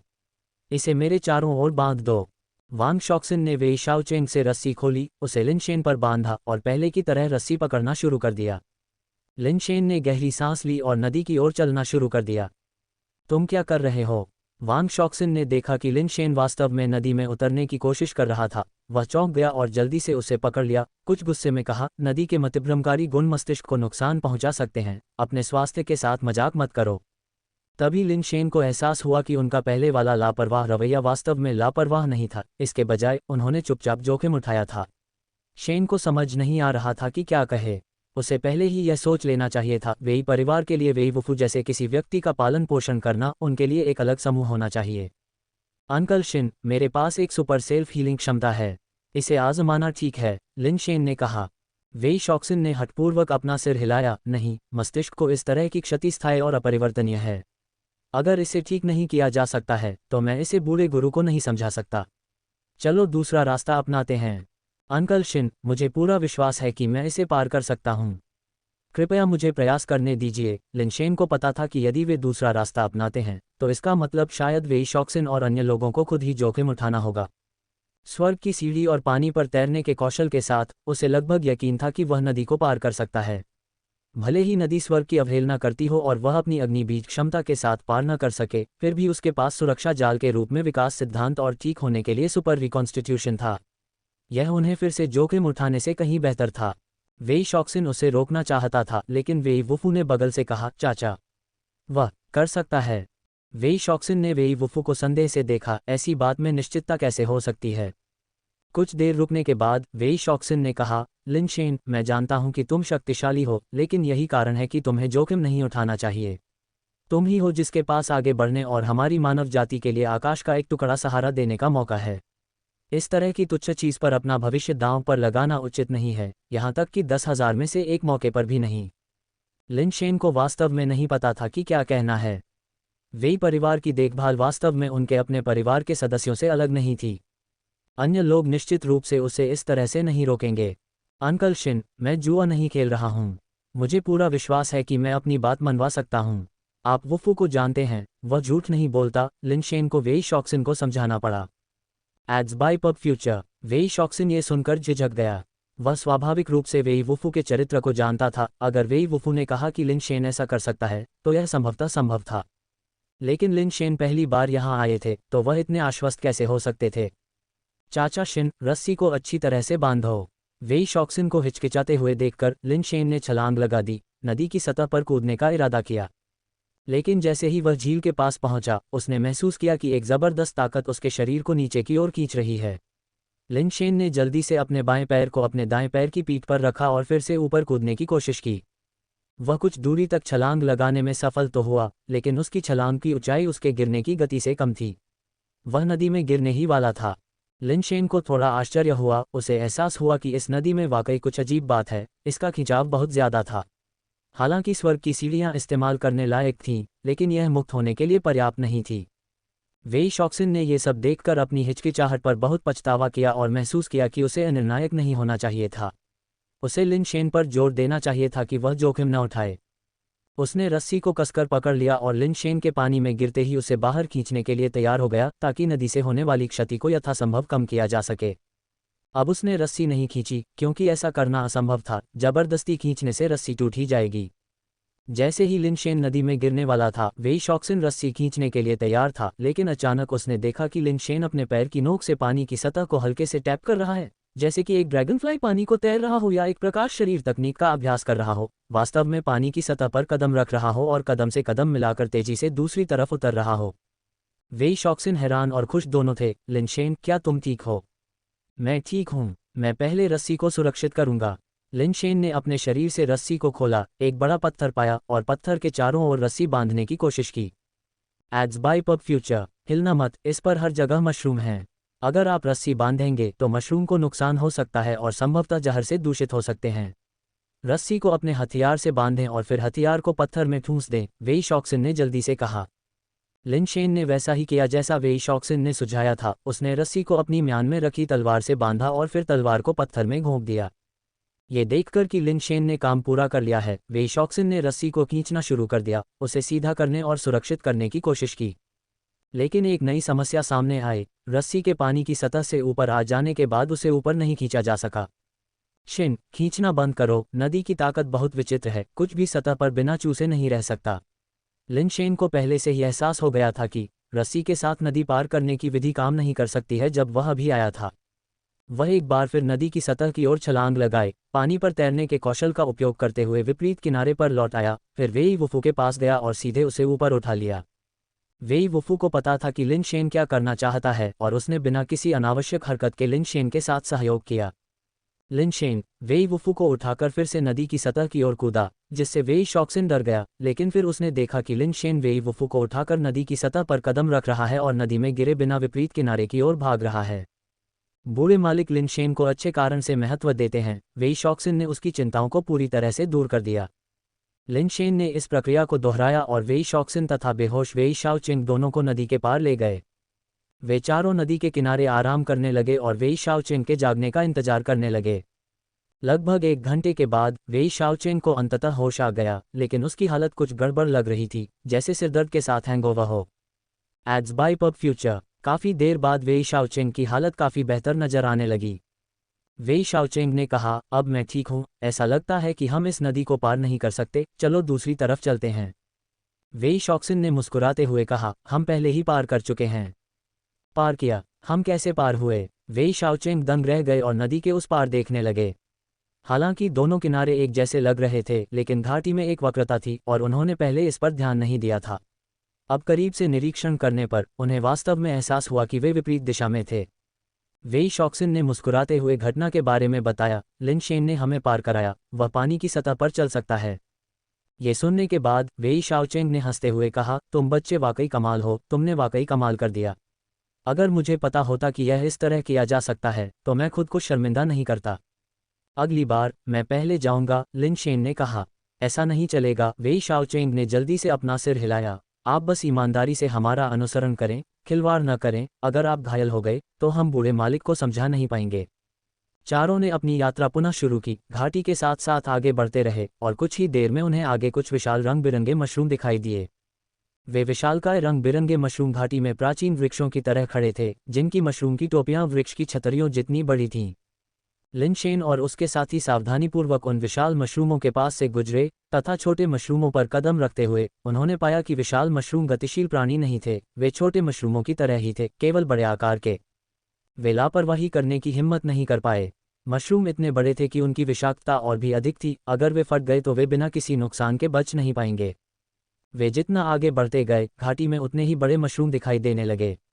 अगर पहले के छोटे मशरूम घास के मैदान जैसे थे तो ये जगह पहले से ही मशरूम वन बन चुकी थी। फिर भी विशाल मशरूमों के नीचे की जमीन और पहाड़ी ढलान पर छोटे मशरूम उगाए। लिन शेन ने इन मशरूमों को देखा और मन ही मन सोचा कि क्या इनका याशिन बेस पर मशरूम बीस ज्वार से कोई संबंध है, जिसका सामना उसने पहले किया था। वेई शॉक्सिन, जो आगे की ओर देख रहा था, अचानक रुक गया, चुप रहने का इशारा किया, फिर आगे एक विशाल मशरूम की ओर इशारा किया। पहले तो लिन शेन और अन्य लोगों को कुछ भी असामान्य नहीं लगा, लेकिन वेई शॉक्सिन के इशारे का अनुसरण करते हुए उन्होंने उस दिशा में देखा और तुरंत कुछ अजीब देखा। मशरूम की टोपी के नीचे आश्चर्यजनक रूप से कई मोती थे जो चमकदार मोतियों की तरह दिखते थे, जिनमें से प्रत्येक का आकार फुटबॉल के समान था तथा उनमें से हल्की चमक निकल रही थी। मशरूम की टोपी के नीचे की तहों में अनगिनत मोती कसकर फंसे हुए थे, उनकी संख्या अनगिनत थी और यह स्पष्ट नहीं था कि वे क्या थे। क्या ये पालतू अंडे हो सकते हैं? लिन शेन ने सोचा, उसे लगा कि वे कुछ हद तक पालतू अंडे जैसे दिखते हैं। क्या ये विशाल मशरूम के बीजाणु हो सकते हैं? वेई शाओचेंग ने भी अनुमान लगाया। वे केवल अटकलें लगा रहे थे और जांच करने नहीं गए थे, उनका लक्ष्य निर्वाण प्राणियों के बेस म्यूटेशन प्रजनन स्थल को खोजना था, इसलिए बारूदी सुरंगों को साफ करने की कोई आवश्यकता नहीं थी। वे चारों और भी अधिक सतर्क हो गए तथा विशाल मशरूमों के संपर्क से बचने लगे। समय समय पर उन्हें विशालकाय मशरूम के नीचे चमकदार मोती जैसे दिखने वाले मोती दिखाई देते थे। लिन शेन को लगा कि वे शाओचेंग शायद सही थे, मोती वास्तव में विशालकाय मशरूम के बीजाणु हो सकते हैं। यदि वे पालतू अंडे होते तो किसी प्राणी की छाया के बिना इतने सारे अंडों का यहाँ होना असंभव होता। वे मशरूम वन से सावधानीपूर्वक आगे बढ़े, जो अपने जीवंत रंगों के बावजूद किसी परीक्षा जैसा लग रहा था। फिर भी जब वे चारों वहां से गुजरे तो उन्हें एक अवर्णनीय असामंजस्य की अनुभूति हुई, मानो वास्तविक दुनिया के लोग किसी सजीव दुनिया में प्रवेश कर गए हों। जब वे चल रहे थे तो अचानक आगे एक विशाल मशरूम का शरीर हिलने लगा, उसकी टोपी फूलने लगी, मानो फूल रही हो, और वह मोटा और बड़ा होता जा रहा था। एड्स बाय पब फ्यूचर, पीछे हटो, वेई शॉक्सिन ने तत्काल चिल्लाकर कहा और वे चारों जल्दी से पीछे हट गए। लेकिन तब तक बहुत देर हो चुकी थी। विशाल मशरूम ने छींक मारी, उसकी टोपी जोर से खुली और उसकी तहों से फुटबॉल के आकार के अनगिनत मोती फूट पड़े। मोती उछलती गेंदों की लोच के साथ इधर उधर उछलते थे, टकराने पर बेतहाशा हिलते थे और चारों ओर अपनी अराजक छलांगें जारी रखते थे। वेई शॉक्सिन ने चिल्लाते हुए कहा, हिलना मत, किसी नुकीली चीज को संभाल कर रखना और उन मोतियों को मत फोड़ना। वह स्थिर खड़ा रहा, खुद को बचाने के लिए निर्वाण की शक्ति का इस्तेमाल नहीं किया, मोतियों को खुद पर लगने दिया और फिर उछलकर दूर चला गया। लिन शेन और अन्य दो वेई शॉक्सिन की तरह निश्चल खड़े रहे और अनगिनत मोतियों को अपने ऊपर उछलने दिया। थोड़ी देर बाद मोतियों पर से शक्ति समाप्त हो गई और वे जमीन पर गिरकर आसपास की जमीन को ढकने लगे। इन मोतियों को मत फोड़ो, चलो धीरे धीरे चलें, वेई शॉक्सिन ने सलाह दी, अपने पैरों को धीरे धीरे जमीन पर चलाते हुए, चलते समय मोतियों को फर्श पर अलग करते हुए। उनके नेतृत्व का अनुसरण करते हुए लिन शेन और अन्य लोग सावधानी से आगे बढ़े, उन्हें डर था कि वे अत्यधिक लचीले मोतियों में से किसी को तोड़ न दें। उन चारों को मात्र कुछ 100 मीटर की दूरी तय करने में आधा घंटा लग गया। मोतियों के साथ उस क्षेत्र से बाहर निकलने के बाद उन चारों ने राहत की लंबी सांस ली। हालांकि उन्हें नहीं पता था कि मोतियों से उन्हें कोई खतरा है या नहीं, लेकिन वे इसका पता लगाना नहीं चाहते थे। चारों मशरूम वन में आगे बढ़ते रहे और उन्होंने जंगल में जमीन पर गिरे हुए कुछ मोतियों को भी देखा। एड्स बाय पब फ्यूचर, वे धीरे धीरे उनमें से गुजरते थे, सावधानी रखते हुए कि मोती टूट न जाएं और कोई परेशानी न हो। सौभाग्यवश थोड़ा आगे चलने पर आगे धीरे धीरे विशाल मशरूम कम होते गए। जैसे ही वे मशरूम वन से बाहर निकलने वाले थे, अचानक उन्होंने आगे कुछ जीवों को आते देखा। चारों लोग जल्दी से एक विशाल मशरूम के पीछे छिप गए और दूर से अपनी दृष्टि के क्षेत्र में आए उस जीव को देखने लगे। यह क्या है? लिनशेन की आंखें चमक उठीं। उनकी दृष्टि में जो प्राणी आया वह एक भरिंग जैसा प्राणी था जो सोने की तरह चमक रहा था। उसका पूरा शरीर सिट्रीन जैसा दिख रहा था, बिल्कुल साफ और किसी जीवित प्राणी जैसा नहीं बल्कि कला के एक नमूने जैसा लग रहा था। ये औसत भरिंग से बहुत बड़ा था, फुटबॉल के आकार के उन मोतियों से थोड़ा छोटा था, लेकिन बहुत ज्यादा नहीं। जब तीनों उसके स्तर का आकलन कर रहे थे तो उसके पीछे कई और भरिंग जैसे जीव दिखाई दिए, और फिर और भी अधिक आ गए, और कुछ ही क्षणों में कई सौ ऐसे भरिंग उनकी दिशा में रेंगते हुए आ गए। हालांकि लिनशेन और उसके साथी इन भरिंगों से डरते नहीं थे, लेकिन ऐसी जगह पर यदि संभव हो तो लड़ाई से बचना बेहतर था। जब लिनशेन और अन्य लोगों ने सोचा कि भरिंग उनकी ओर आ रहे हैं तो उन्हें आश्चर्य हुआ, क्योंकि अग्रणी भरिंग ने स्वयं को एक मोती पर फेंका, उसके पीछे छिप गया और फिर खड़ा हो गया तथा अपने अग्रपादों का उपयोग करते हुए मोती को धकेलते हुए वापस चला गया। अन्य भरिंगों ने भी ऐसा ही किया, प्रत्येक ने एक मोती ढूंढा और फिर उसे उसी रास्ते से वापस धकेल दिया जिस रास्ते से वे आए थे। एड्स बाय पब फ्यूचर, तो उनका लक्ष्य वे मोती हैं, हम नहीं। लिनशेन ने भरिंगों को मोतियों को हिलाते हुए देखा और उसे एक अन्य प्रकार के भरिंग की याद आई जो गेंदों को लुढ़काता है। उसे तुरंत महसूस हुआ कि ये गोल्ड क्रिस्टल भरिंग उतने उच्च स्तर के नहीं थे जितना उसने सोचा था। जब वह इस पर विचार कर रहा था तो एक भरिंग ने मोती को पीछे धकेलते समय गलती से अपनी कील से उसे चुभो दिया। मोती एक पंचर गुब्बारे की तरह जोरदार धमाके के साथ फट गया और उसके अंदर से रंग बिरंगा तरल पदार्थ बाहर निकला जो भरिंग और आसपास के अन्य भरिंगों पर फैल गया। आपका अगला अध्याय साम्राज्य पर है। मूलतः सुनहरे कवच अब रंगीन द्रव से रंग गए थे और जिन भरिंगों पर द्रव छिड़का गया था वे इस प्रकार व्यवहार करने लगे जैसे कि उन्होंने शराब पी रखी हो। उनके शरीर अस्थिर रूप से हिलने लगे और उनकी गति काफी कम हो गई। जिन भरिंगों पर पानी नहीं छिड़का गया था उन्होंने अपनी गति तेज कर दी और अपने मोतियों को लेकर वापस भागे। अचानक रंगीन तरल से सराबोर हुए भरिंगों की आंखें चमक उठीं, मानो कोई स्विच दबा दिया गया हो, और वे बेतहाशा झूमने लगे। दर्जनों भरिंग एक साथ पागलों की तरह झूमने लगे और उनके द्वारा धकेले जा रहे मोती भी उनकी हरकतों से टूट गए। और अधिक धमाकों के साथ मोती एक एक करके फूट गए और रंगीन तरल हर जगह फैल गया, जिससे आसपास के सभी भरिंग और वे भरिंग भी दागदार हो गए जो समय रहते भागने में सफल नहीं हो पाए थे। और फिर लिनशेन और उसके साथियों ने मशरूम घास पर लगभग 100 भरिंगों को देखा जो उग्र रूप से झूम रहे थे। प्रत्येक अपना सिर हिला रहा था और अपने नितंबों को हिला रहा था जैसे कि उनमें बिजली की मोटरें लगी हों। वे झूमते रहे और झूमते रहे, यहाँ तक कि उनकी सहनशक्ति भी समाप्त हो गई। फिर भी वे लगातार हिलते रहे, उनके पैर हिल रहे थे लेकिन बिना रुके हिलना जारी था। चारों लोग ये देखकर हतप्रभ रह गए कि कई भरिंगों के पैर हिलने से टूट गए, फिर भी वे जमीन पर छटपटा रहे थे। सभी को एक सिहरन सी महसूस हुई, राहत मिली कि वेई शॉक्सिन का फैसला सही था। अगर उन्होंने उन मोतियों को तोड़ना शुरू कर दिया होता तो अब वे ही पागलों की तरह जमीन पर झूल रहे होते। ये भरिंग समाप्त हो गए हैं, चलो इधर से चलें। वेई शॉक्सिन ने रास्ता दिखाया, दूसरी ओर से दृश्य को दरकिनार करते हुए, और आगे बढ़ना जारी रखा। मशरूम वन क्षेत्र से बाहर निकलने के बाद उन्होंने अंततः राहत की सांस ली और घाटी के साथ आगे बढ़ते रहे। जमीन पर भरिंगों की गतिविधियों के कई निशान थे, संभवतः उन भरिंगों की उपस्थिति के कारण ही जमीन का ये भाग उन छोटे मशरूमों से लगभग मुक्त था। पहाड़ की दीवारें अभी भी छोटे छोटे मशरूमों से ढकी हुई थीं, जो एक अत्यंत भयावह दृश्य प्रस्तुत कर रही थीं। उनकी गतिविधियों के निशानों का अनुसरण करते हुए लिनशेन और उनके साथियों ने और भी विचित्र दृश्य देखा। घाटी में जंजीरें आसमान में फैली हुई थीं, जिनके दूसरे सिरे काले गोले से जुड़े हुए थे। दूर से देखने पर वे हवा में तैरते काले हाइड्रोजन गुब्बारे जैसे दिखते थे। यदि उन्हें जंजीरों से बांधकर न रखा जाता तो वे गुब्बारे आसमान में उड़ जाते, लेकिन वे जंजीरें खुद धातु की लग रही थीं, और वे काले गोले, जिनका व्यास 1 मीटर से ज्यादा था, काले पत्थर से बने लग रहे थे, हाइड्रोजन गुब्बारे जैसे बिल्कुल भी नहीं। धातु की जंजीरों को तना हुआ रखते हुए वे हवा में कैसे तैर सकते थे? समूह के सभी लोगों के चेहरे पर जटिल भाव थे। वेई शाओचेंग ने कहा, अजीब बात है, ऐसी जगह पर धातु की जंजीरें कैसे हो सकती हैं? क्या यहाँ वाकई बुद्धिमान जीवन हो सकता है? वेई शॉक्सिन ने व्यंग्यात्मक मुस्कान के साथ कहा, मुझे इस जगह पर किसी भी चीज से आश्चर्य नहीं होगा। उन जंजीरों और काले गोले के क्षेत्र में लिनशेन और उसके साथियों ने उन भरिंगों को देखा जिन्हें उन्होंने पहले कंचों को दूर धकेलते हुए देखा था। उन भरिंगों ने कंचों को धकेलते हुए वास्तव में उन जंजीरों पर चढ़ना शुरू कर दिया जो किसी व्यक्ति की भुजा जितनी मोटी थीं। उनके 6 पैर थे, जिनमें आगे के 2 पैर कंचों को नियंत्रित कर रहे थे और पीछे के 4 पैर जंजीर पकड़कर ऊपर चढ़ रहे थे, जो देखने में कुछ हद तक अनाड़ी और हास्यास्पद लग रहे थे।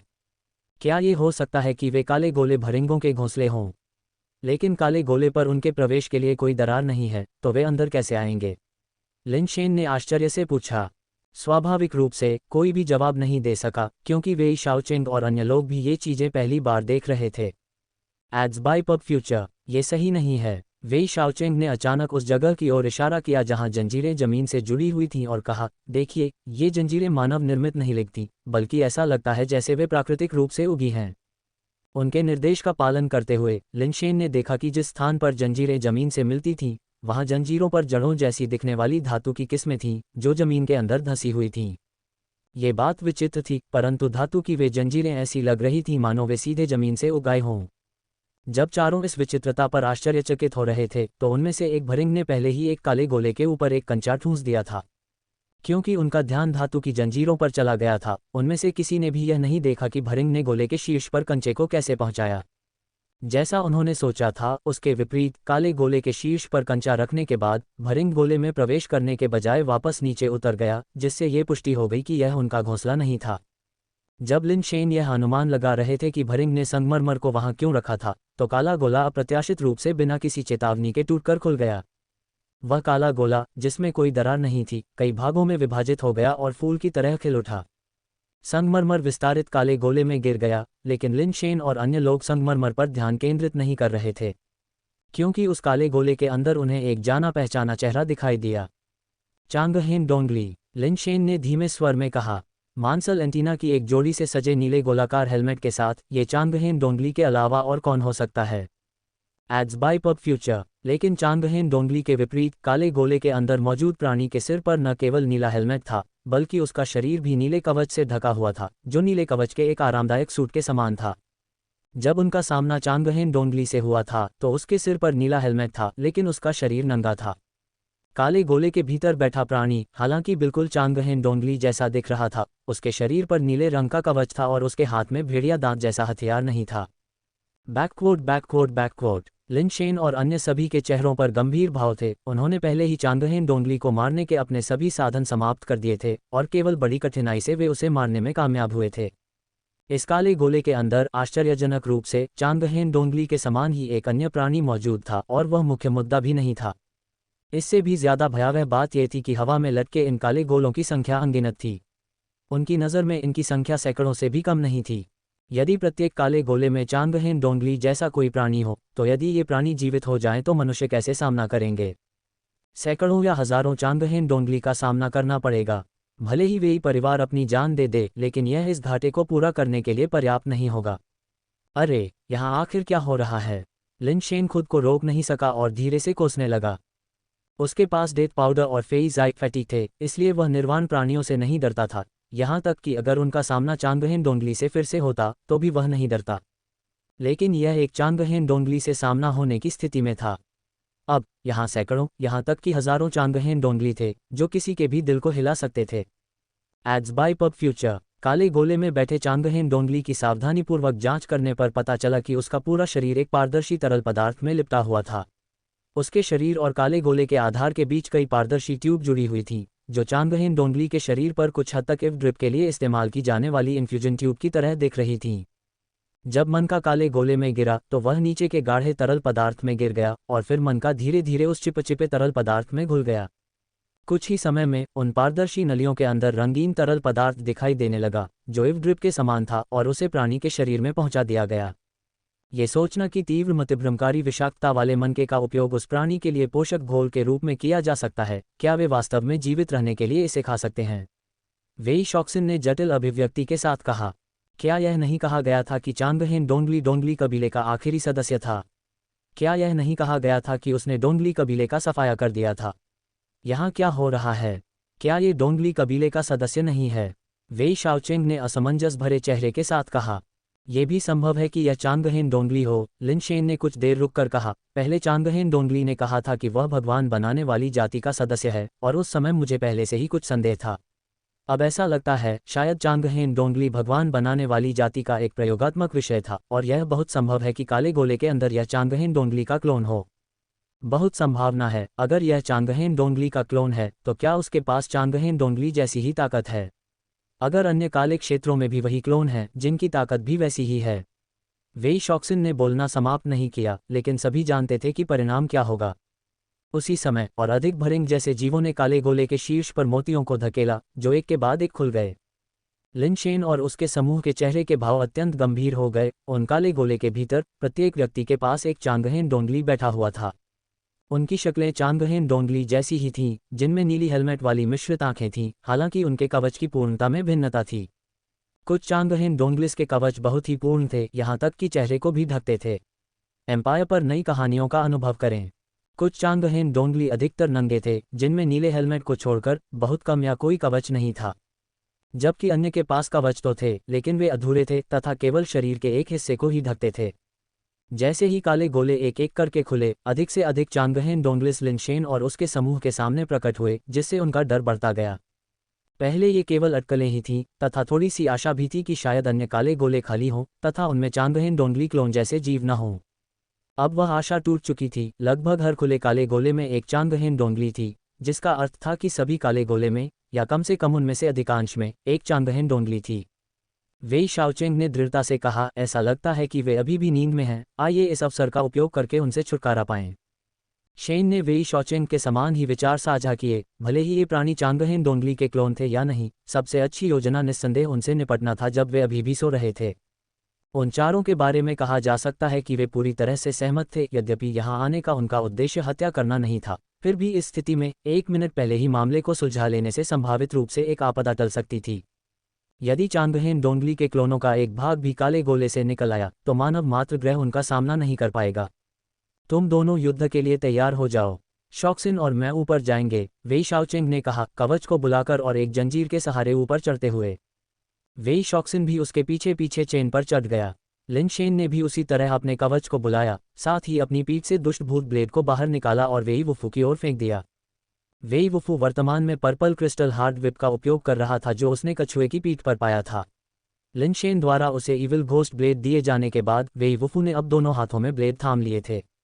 अपने मार्शल कौशल और स्तर के साथ ऐसे हथियारों को संभालना बहुत आसान था। दूसरी ओर लिन शेन को डबल ब्लेड चलाने में समस्याओं का सामना करना पड़ेगा। वह अभी भी इस जगह की विपरीत विशेषताओं के साथ पूरी तरह से अनुकूलित नहीं हुआ था। अगर यह पूरी तरह से विपरीत होता तो समायोजित करना थोड़ा आसान होता, लेकिन यहाँ स्थिति पूरी तरह विपरीत नहीं थी। कुछ चीजें उलट थीं, कुछ नहीं, जिससे अनुकूलन की प्रक्रिया जटिल हो गई। इसके अलावा लिन शेन को संदेह था कि यहाँ उलटफेर का कारण विचार प्रक्रिया या मस्तिष्क के कारण नहीं हो सकता है। यदि यह मस्तिष्क से संबंधित समस्या होती तो विकास सिद्धांत का प्रभाव होना चाहिए था, या कम से कम उसे क्रियान्वित होना चाहिए था, लेकिन अब तक विकास सिद्धांत ने कोई प्रतिक्रिया नहीं दी थी, जिससे लिन शेन को संदेह हुआ कि यह मस्तिष्क को प्रभावित करने वाले पर्यावरणीय कारक नहीं थे, बल्कि कुछ अन्य कारण थे। लिन शेन और वेई वुफू ने युद्ध की तैयारी कर ली थी, क्योंकि यदि काले गोले के अंदर चांगहेन डोंगली के क्लोन जाग गए तो भयंकर युद्ध शुरू हो जाएगा। वेई शाओचेंग और वेई शॉक्सिन जंजीर पर चढ़ गए और तेजी से काले गोले के पास पहुंचे, लेकिन जैसे ही वे उसके पास पहुंचे तो उन्होंने पाया कि वह बंद हो चुका है, मानो उसमें कोई बुद्धिमत्ता हो। थोड़ी देर की चर्चा के बाद दोनों वापस चेन से नीचे उतर गए। पब फ्यूचर द्वारा विज्ञापन, यहाँ रुको, मैं कुछ मोती लेकर आता हूँ और देखता हूँ कि क्या हम उनका उपयोग काले गोले को खोलने के लिए कर सकते हैं, वेई शाओचेंग ने कहा, मशरूम वन में वापस लौटते हुए, और 2 मोती वापस ले गए। उसने एक मन का सावधानी से नीचे रखा और फिर वह और वेई शॉक्सिन एक साथ फिर से ऊपर चढ़ गए। काले गोले के शीर्ष पर एक मन का स्थापित करने के बाद ये थोड़ी देर बाद अपने आप खुल गया और अंदर पैर मुड़कर बैठी हुई चांगहेन डोंगली की आकृति दिखाई दी। एक हाथ से काले पंखुड़ी जैसे पदार्थ को पकड़े हुए वेई शॉचेंग ने अपने दूसरे हाथ में फीनिक्स प्लम चाकू को बुलाया और सीधे चांगहेन डोंगली की गर्दन पर वार किया, जिससे बैंगनी आभा एक आश्चर्यजनक ब्लेड क्यूई में परिवर्तित हो गई। एक जोरदार आवाज हुई और उन्हें आश्चर्य हुआ कि वेई शाओचेंग का वार चांगहेन डोंगली के सिर को काटने या उसे कोई नुकसान पहुंचाने में विफल रहा। बैंगनी ब्लेड क्यू चांगहेन डोंगली से 1 फुट की दूरी पर इस तरह टूट गया जैसे वह किसी चीज से टकराया हो और पूरी तरह से विघटित हो गया। फीनिक्स प्लम चाकू ने भी अदृश्य वस्तु पर प्रहार किया, जिससे पत्थर पर धातु के टकराने जैसी ध्वनि उत्पन्न हुई। साम्राज्य में छिपी कहानियों का अन्वेषण करें। वेई शॉक्सिन दूसरी ओर से ऊपर चढ़ गया, उसके चाकू में ब्लेड क्यूई था और उसने भी चांगहेन डोंगली पर वार किया। परिणाम वही हुआ। जब वह चांगहेन डोंगली से लगभग 1 फुट दूर था तो उसे किसी अदृश्य चीज ने रोक दिया।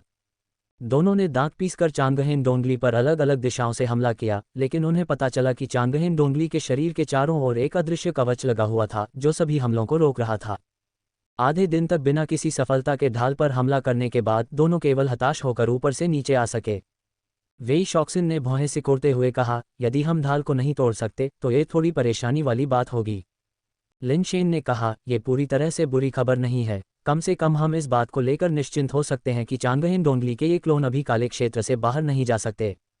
वेई शाओचेंग ने कहा, हमें वापस जाना होगा और पुराने मालिक से मदद मांगनी होगी। पब फ्यूचर द्वारा विज्ञापन। मेरे पास एक निर्वाण स्तर का पालतू जानवर है, शायद वह इसे आजमा सकता है। लिन शेन ने अपने शरीर से डेथ पाउडर निकाला और उसे बाहर फेंक दिया। डेथ पाउडर सीधे चेन से चिपक गया और उसके साथ साथ खुले काले गोले की ओर रेंगने लगा।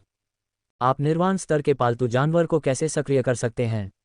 वेई शाओचेंग ने आश्चर्य से पूछा, क्योंकि वह डेथ पाउडर की जांच कर रहा था। ये पालतू जानवर काफ़ी विशेष है। ऐसा नहीं है कि मैं इसे सक्रिय कर सकता हूं, बल्कि यह है कि यह अपने कैप्सूल अवस्था से सीधे युद्ध की स्थिति में प्रवेश कर सकता है, लिन शेन ने समझाया, हालांकि वह वास्तव में नहीं जानता था कि इसे और कैसे समझाया जाए। चारों ने डेथ पाउडर को जंजीर पर चढ़ते हुए देखा। काले गोले तक पहुंचने पर उसके शरीर का जो हिस्सा ऊपर उठा था वह अचानक फूल गया और पानी के घड़े जितना मोटा एक विशाल प्राणी में बदल गया, जिसके मुखपत्र में लाल रत्नों जैसे अनेक गियर लगे हुए थे जो एक दूसरे से जुड़े हुए थे और घूम रहे थे।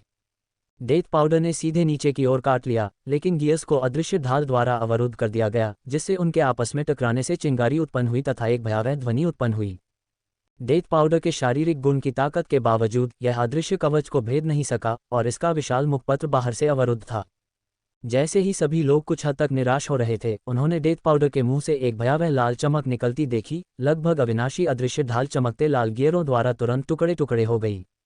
अगले ही पल डेथ पाउडर ने चांगहेन डोंगली को निगल लिया, जो काले गोले के अंदर बैठा था। चांगहेन डोंगली का शरीर डेथ पाउडर के घूमते गियरों द्वारा एक पल में कुचल दिया गया और उसके पेट में समा गया। वेई शाओचेंग और वेई शॉक्सिन अचंभित होकर देखते रहे, फिर खुशी से फूट पड़े। क्या शानदार पालतू जानवर है, अब उम्मीद है। चांगहेन डोंगली को निगलने के बाद डेथ पाउडर अपने मूल रूप में वापस आ गया और रस्सी से नीचे रेंगने लगा। हम काले गोले को खोलने के लिए मोतियों को वापस लाएंगे और आप अपने पालतू जानवरों से उन लोगों को मरवा देंगे, वेई शॉक्सिन ने मशरूम वन की ओर भागते हुए कहा। लिन शेन और अन्य लोग सावधानी से कुछ मोतियों को वापस ले गए। उन्होंने सहयोग किया। लिन शेन और वेई वुफू ने मोतियों को वापस लाने की जिम्मेदारी ली, जबकि वेई शाओचेंग और वेई शॉक्सिन ने जंजीरों पर चढ़कर मोतियों का इस्तेमाल करके काले गोले को खोला। जैसे ही काला गोला खोला जाता, डेथ पाउडर अंदर घुस जाता, अंदर मौजूद चांगहेन डोंगली को कुचल देता और उन्हें अपने पेट में निगल लेता। काले गोले के अंदर चांगहेन डोंगलिस, चाहे पूर्ण विकास की कमी के कारण या किसी अन्य कारण से, इतनी हलचल के बाद भी नहीं जागे। उनमें से प्रत्येक को मौत के पाउडर द्वारा कुचल दिया गया और निगल लिया गया। True extreme slaying evil death light के साथ डेथ पाउडर एक सर्व विनाशकारी श्रेड की तरह था। अविश्वसनीय रूप से कठोर ढाल इसके गियर के नीचे ढह गए, एक ऐसा विनाशकारी बल जिसने वेई शाओचेंग और वेई शॉक्सिन को ठंड का एहसास कराया। डेथ पाउडर की भूख एक रहस्यमय अस्तित्व की तरह थी। इतने सारे चांगहेन डोंगली निगलने के बावजूद इसमें तृप्ति का कोई संकेत नहीं दिखा। ऐसा प्रतीत हुआ कि इसका पेट एक अथाह खाई में है। वेई शाओचेंग ने लालच से एक और काला गोला खोला, लेकिन फिर आश्चर्यचकित होकर कहा, यह क्लोन थोड़ा अलग लगता है। वापस ले जाते हुए लिन शेन और वेई वुफू उस काले गोले को देखने से खुद को रोक नहीं सके जिसे वेई शाओचेंग ने लालच देकर खोला था। खुलते हुए काले गोले के भीतर एक क्लोन था जो चांगहेन डोंगली जैसा दिखता था। हालांकि इस चांगहेन डोंगली को अन्य क्लोनों से अलग करने वाली बात यह थी कि इसका हेलमेट और कवच काले रंग का था। इसके अलावा कवच और हेलमेट पहले से ही जुड़े हुए थे, जिससे चेहरे को छोड़कर लगभग पूरा शरीर काले कवच से ढका हुआ था। यहाँ तक कि चेहरे पर भी कवच के कुछ हिस्से दिखाई दे रहे थे, हालांकि अभी तक पूरे नहीं हुए थे, जो एक खुले काले तितली के मुखौटे जैसा दिख रहा था, जिसने चांगहेन डोंगली के चेहरे को ढक रखा था। ये देखकर लिन शेन ने डेथ पाउडर को वापस जाने दिया। वह थोड़ा खास है, अभी उसे मत छुओ। वेई शाओचेंग ऊपर से नीचे आया, एक मोती लिया और अन्य काले गोले को लुभाने के लिए चला गया। कई लोगों ने डेथ पाउडर के साथ मिलकर एक के बाद एक ऐसे जीवों को निगलना शुरू कर दिया जो संभवतः चांगहेन डोंगली का क्लोन थे। कई घंटों के बाद डेथ पाउडर ने लगभग 300 क्लोन खा लिए थे, जो कि कुल क्लोनों की संख्या का केवल 1/3 था, तथा कई सौ काले गोले अभी भी अधूरे रह गए थे। हालांकि डेथ पाउडर थोड़ा अधिक भरा हुआ प्रतीत हुआ, जिससे यह अपने सामान्य आकार में वापस आए बिना अपनी विशाल अवस्था को बनाए रखा। चलो थोड़ी देर आराम करते हैं, डेथ पाउडर थोड़ा ज़्यादा भर गया है और इसे पचने में समय लगेगा। लिन शेन ने वेई शाओचेंग और वेई शॉक्सिन को आवाज़ दी, जो काले गोले को लुभाने के लिए उत्सुक थे। वे चारों नीचे आराम करने लगे और मृत्यु पाउडर द्वारा अतिरिक्त भोजन को पचाने की प्रतीक्षा करने लगे। भाग्यशाली हैं कि आपके पास ऐसा पालतू जानवर है, इसे हमारा महान रक्षक माना जा सकता है, वेई शाओचेंग ने अच्छे मूड के साथ कहा, डेथ पाउडर को एक तरफ निश्चल पड़े हुए देखते हुए। एड्स बाय पब फ्यूचर, ये पालतू जानवर किस तरह के ग्रह से आया है और क्या हम इन्हें और अधिक प्राप्त कर सकते हैं? वेई शॉक्सिन ने पूछा, अपने लिए नहीं बल्कि यह महसूस करते हुए कि इस तरह के पालतू जानवर के साथ भूमिगत अंतरिक्ष में कई समस्याओं को आसानी से हल किया जा सकता है। यह एक पालतू जानवर है जिसे मैंने हमारे ग्रह पर प्राप्त किया था और मैंने इसे निर्वाण स्तर तक बढ़ा दिया है। लिन शेन ने संक्षेप में मृत्यु पाउडर की उत्पत्ति के बारे में बताया। यह हमारे ग्रह से आया एक विदेशी प्राणी है और इसके अलावा यह ऐसा प्राणी है जो विकास की प्रक्रिया में मर गया था और फिर से जीवित हो गया। वास्तव में यह एक विचित्र बात है, वेई शॉक्सिन ने सुनने के बाद कहा। बूढ़े आदमी ने कहा था कि तुम एक महान भाग्यवान व्यक्ति हो, वास्तव में वह गलत नहीं था। लिन शेन ने एक व्यंग्यपूर्ण मुस्कान दी और अपना सिर हिलाया। इसे मेरा भाग्य कहने के बजाय ये कहना बेहतर होगा कि मैं भाग्यशाली रहा हूं कि मेरी सहायता करने के लिए आप जैसे कई महान लोग हैं। तथाकथित भाग्य इन महान लोगों द्वारा लाया गया सौभाग्य है। उनके बिना मेरे जैसा आलसी और चंचल व्यक्ति एक साधारण मनुष्य मात्र होगा। लिन शेन ने दिल से कहा, डेथ पाउडर की तरह, अगर यह उसके परिवार के भंडार में नहीं होता और अगर वह लिन परिवार का 5वां बेटा नहीं होता तो वह इसे कैसे प्राप्त कर सकता था? शायद उसे इसे देखने का मौका भी नहीं मिलता। लिन शेन को हमेशा लगता था कि आज उसकी उपलब्धियां ज़्यादातर महान लोगों की मदद के कारण हैं, वह तो बस बहाव के साथ बह रहा था। यदि वे न होते तो शायद वह आज तक जीवित नहीं रह पाता, न ही वह अपनी वर्तमान स्थिति तक पहुंचने के लिए आदिम अंडों का उपयोग कर पाता। तियानशुन के बिना शायद वह अभी भी विशालकाय रिंग स्टार पर जीवित रहने के लिए संघर्ष कर रहा होता। संभवतः स्थिति ज़मीन तलवारबाज से ज़्यादा बेहतर नहीं होती। अपने आप को छोटा मत समझो। दूसरे लोग तुम्हें जो सौभाग्य देते हैं, अगर तुम उसे झेल सकते हो तो इसका मतलब है कि तुम में इस सौभाग्य को झेलने की क्षमता है और तुम इसके लायक हो। दुनिया में बिना कारण के कोई सौभाग्य नहीं होता। अगर तुम इसे झेल सकते हो तो ये तुम्हारा भाग्य है, अगर तुम नहीं झेल सकते तो ये तुम्हारा भाग्य है। वेई शाओचेंग ने हंसते हुए कहा, मेरे वेई परिवार को भी महान लोगों ने मदद की है और अतिरिक्त भाग्य के साथ हम मुश्किल समय में जीवित रहने में सक्षम हैं। हालांकि इसका मतलब था कि 200 से अधिक वर्षों तक भूमिगत स्थान की रक्षा करना, और यही हमारा भाग्य है। किस सम्मानित परोपकारी ने वेई परिवार की सहायता की है? लिन शेन ने कुछ जिज्ञासा के साथ पूछा। वेई शाओचेंग ने जो संकेत दिया उससे ऐसा प्रतीत होता है कि तियानचेंग में वेई परिवार की स्थापना में जो दिख रहा था उससे कहीं अधिक था। वेई वुफू को स्वयं इस मामले के बारे में पता नहीं था और वे वेई शाओचेंग की ओर देखते हुए ऐसा प्रतीत होता था कि वे भी यह जानने के लिए उत्सुक थे कि वेई शाओचेंग ने जिस सम्मानित परोपकारी का उल्लेख किया था वह कौन था। 200 साल से भी पहले एक अंतरिक्ष यान दुर्घटनाग्रस्त हो गया था और तियानचेंग उप अंतरिक्ष के इतने करीब होने के कारण सबसे ज्यादा तबाही झेलने वाले स्थानों में से एक था, अगर सबसे बुरा नहीं। एक सम्मानित परोपकारी की मदद के बिना मेरा वेई परिवार आज तक जीवित नहीं रह पाता और तियानचेंग शायद इतिहास में धूल बन चुका होता। वेई शाओचेंग ने आगे बोलने से पहले एक पल के लिए संकोच किया। वेई परिवार के साथ आपके अच्छे संबंध हैं, इसलिए आप व्यावहारिक रूप से बाहरी व्यक्ति नहीं हैं।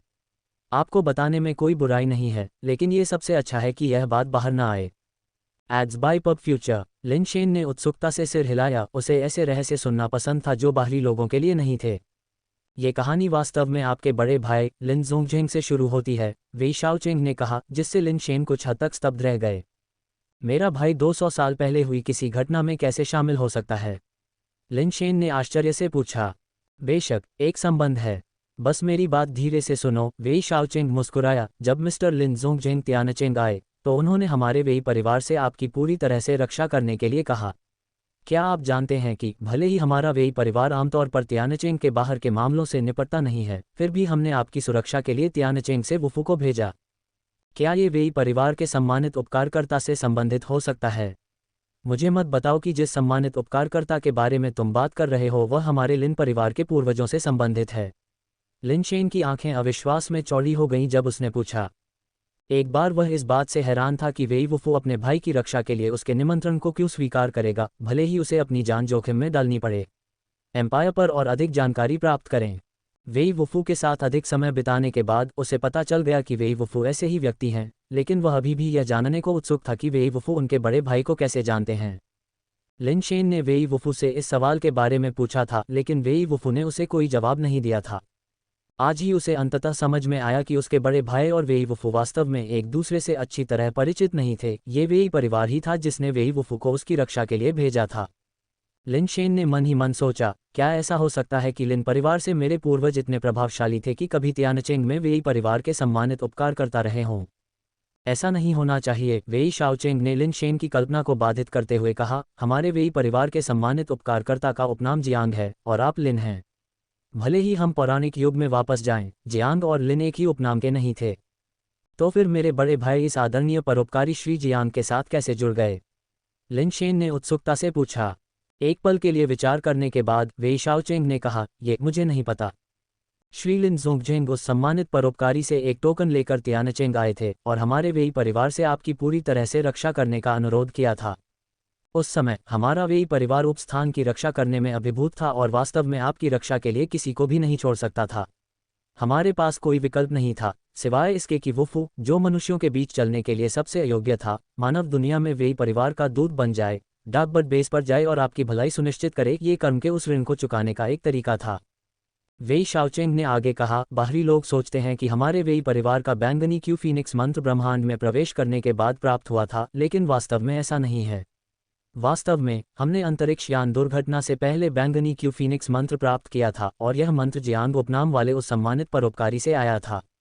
ये बैंगनी क्यू फीनिक्स मंत्र की वजह से ही था कि वेई परिवार तियानचेंग में खुद को स्थापित कर सका, जिसने सबसे खराब आपदा का अनुभव किया और उपस्थान को दबाने में सक्षम था। वेई शाओचेंग ने आह भरी, दुर्भाग्य से हम जियांग उपनाम वाले सम्मानित परोपकारी की उत्पत्ति के बारे में नहीं जानते हैं। 200 से अधिक वर्षों से वेई परिवार के मानव दूतों ने भी उसके बारे में कहीं और पूछताछ करने की कोशिश की है, लेकिन हमने उसके बारे में कभी कोई खबर नहीं सुनी है। लिन शेन ने जितना ज्यादा सुना उतना ही उसे लगा कि कुछ गड़बड़ है। महाविनाश से पहले वेई परिवार ने ब्रह्मांड से उन्नत गुप्त तकनीक पर्पल क्यू फीनिक्स मंत्र प्राप्त किया था, उस समय जब कोई भी इंसान अपने ग्रह को नहीं छोड़ सकता था। फिर इस मिस्टर जियांग को पर्पल क्यू फीनिक्स मंत्र कहाँ से मिला? इसके अलावा उनके बड़े भाई के पास श्री जियांग का टोकन कैसे आया और उसे श्री जियांग के तियानचेंग से संबंध के बारे में कैसे पता चला, जिससे वह तियानचेंग में वेई परिवार के पास उनके लिए सुरक्षा मांगने के लिए टोकन लेकर आया?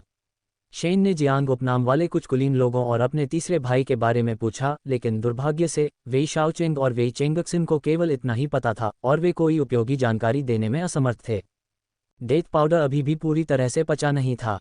वेई शॉक्सिन ने ब्रह्मांड में कुछ चीज़ों के बारे में पूछा और लिन शेन ने उन्हें बताया कि वह स्थिति और हाल ही में ब्रह्मांडीय रैंकिंग घटना के बारे में क्या जानता था। वेई शाओचेंग और वेई शॉक्सिन ने एक प्रकार की लालसा के साथ सुना तथा ब्रह्मांडीय रैंकिंग के लिए लड़ाई के बारे में कई प्रश्न पूछे। वे भी ऐसी लड़ाइयों में भाग लेना चाहते थे ताकि ब्रह्मांड में मानवता के लिए एक स्थान बनाने का प्रयास किया जा सके। अफसोस, वे अब अपने मातृग्रह को नहीं छोड़ सकते थे और ब्रह्मांड में प्रवेश करना अब उनके लिए संभव नहीं था। एम्पायर पर पढ़ना जारी रखें। हालांकि ब्रह्मांड में दोबारा प्रवेश करना पूरी तरह असंभव नहीं है, लिन शेन ने सोच समझकर कहा। क्या मातृग्रह पर निर्वाण स्तर का प्रसारण करने में सक्षम टेलीपोर्टर है? वेई शाओचेंग और वेई शॉक्सिन दोनों चौंक गए। वे निश्चित रूप से मातृग्रह को छोड़कर युद्ध में शामिल होना चाहते थे, लेकिन यदि ऐसा कोई टेलीपोर्टर वास्तव में अस्तित्व में होता तो यह उनके घर की सुरक्षा के लिए खतरा बन जाता। वे ऐसी घटना घटित होते देखने के बजाय वहीं रुकना पसंद करेंगे। अभी के लिए ऐसा नहीं होना चाहिए, भविष्य के लिए कौन जानता है? लिन शेन ने कहा। गॉड माउंटेन के बारे में अनिश्चित और इसलिए उसने लापरवाही से अटकलें लगाने की हिम्मत नहीं की। वेई परिवार की परेशानियां पहले से ही बहुत थीं, शायद उनके पास किसी और चीज़ से निपटने की क्षमता नहीं थी। इसके बारे में बात करना उनकी चिंताओं को और बढ़ा देगा।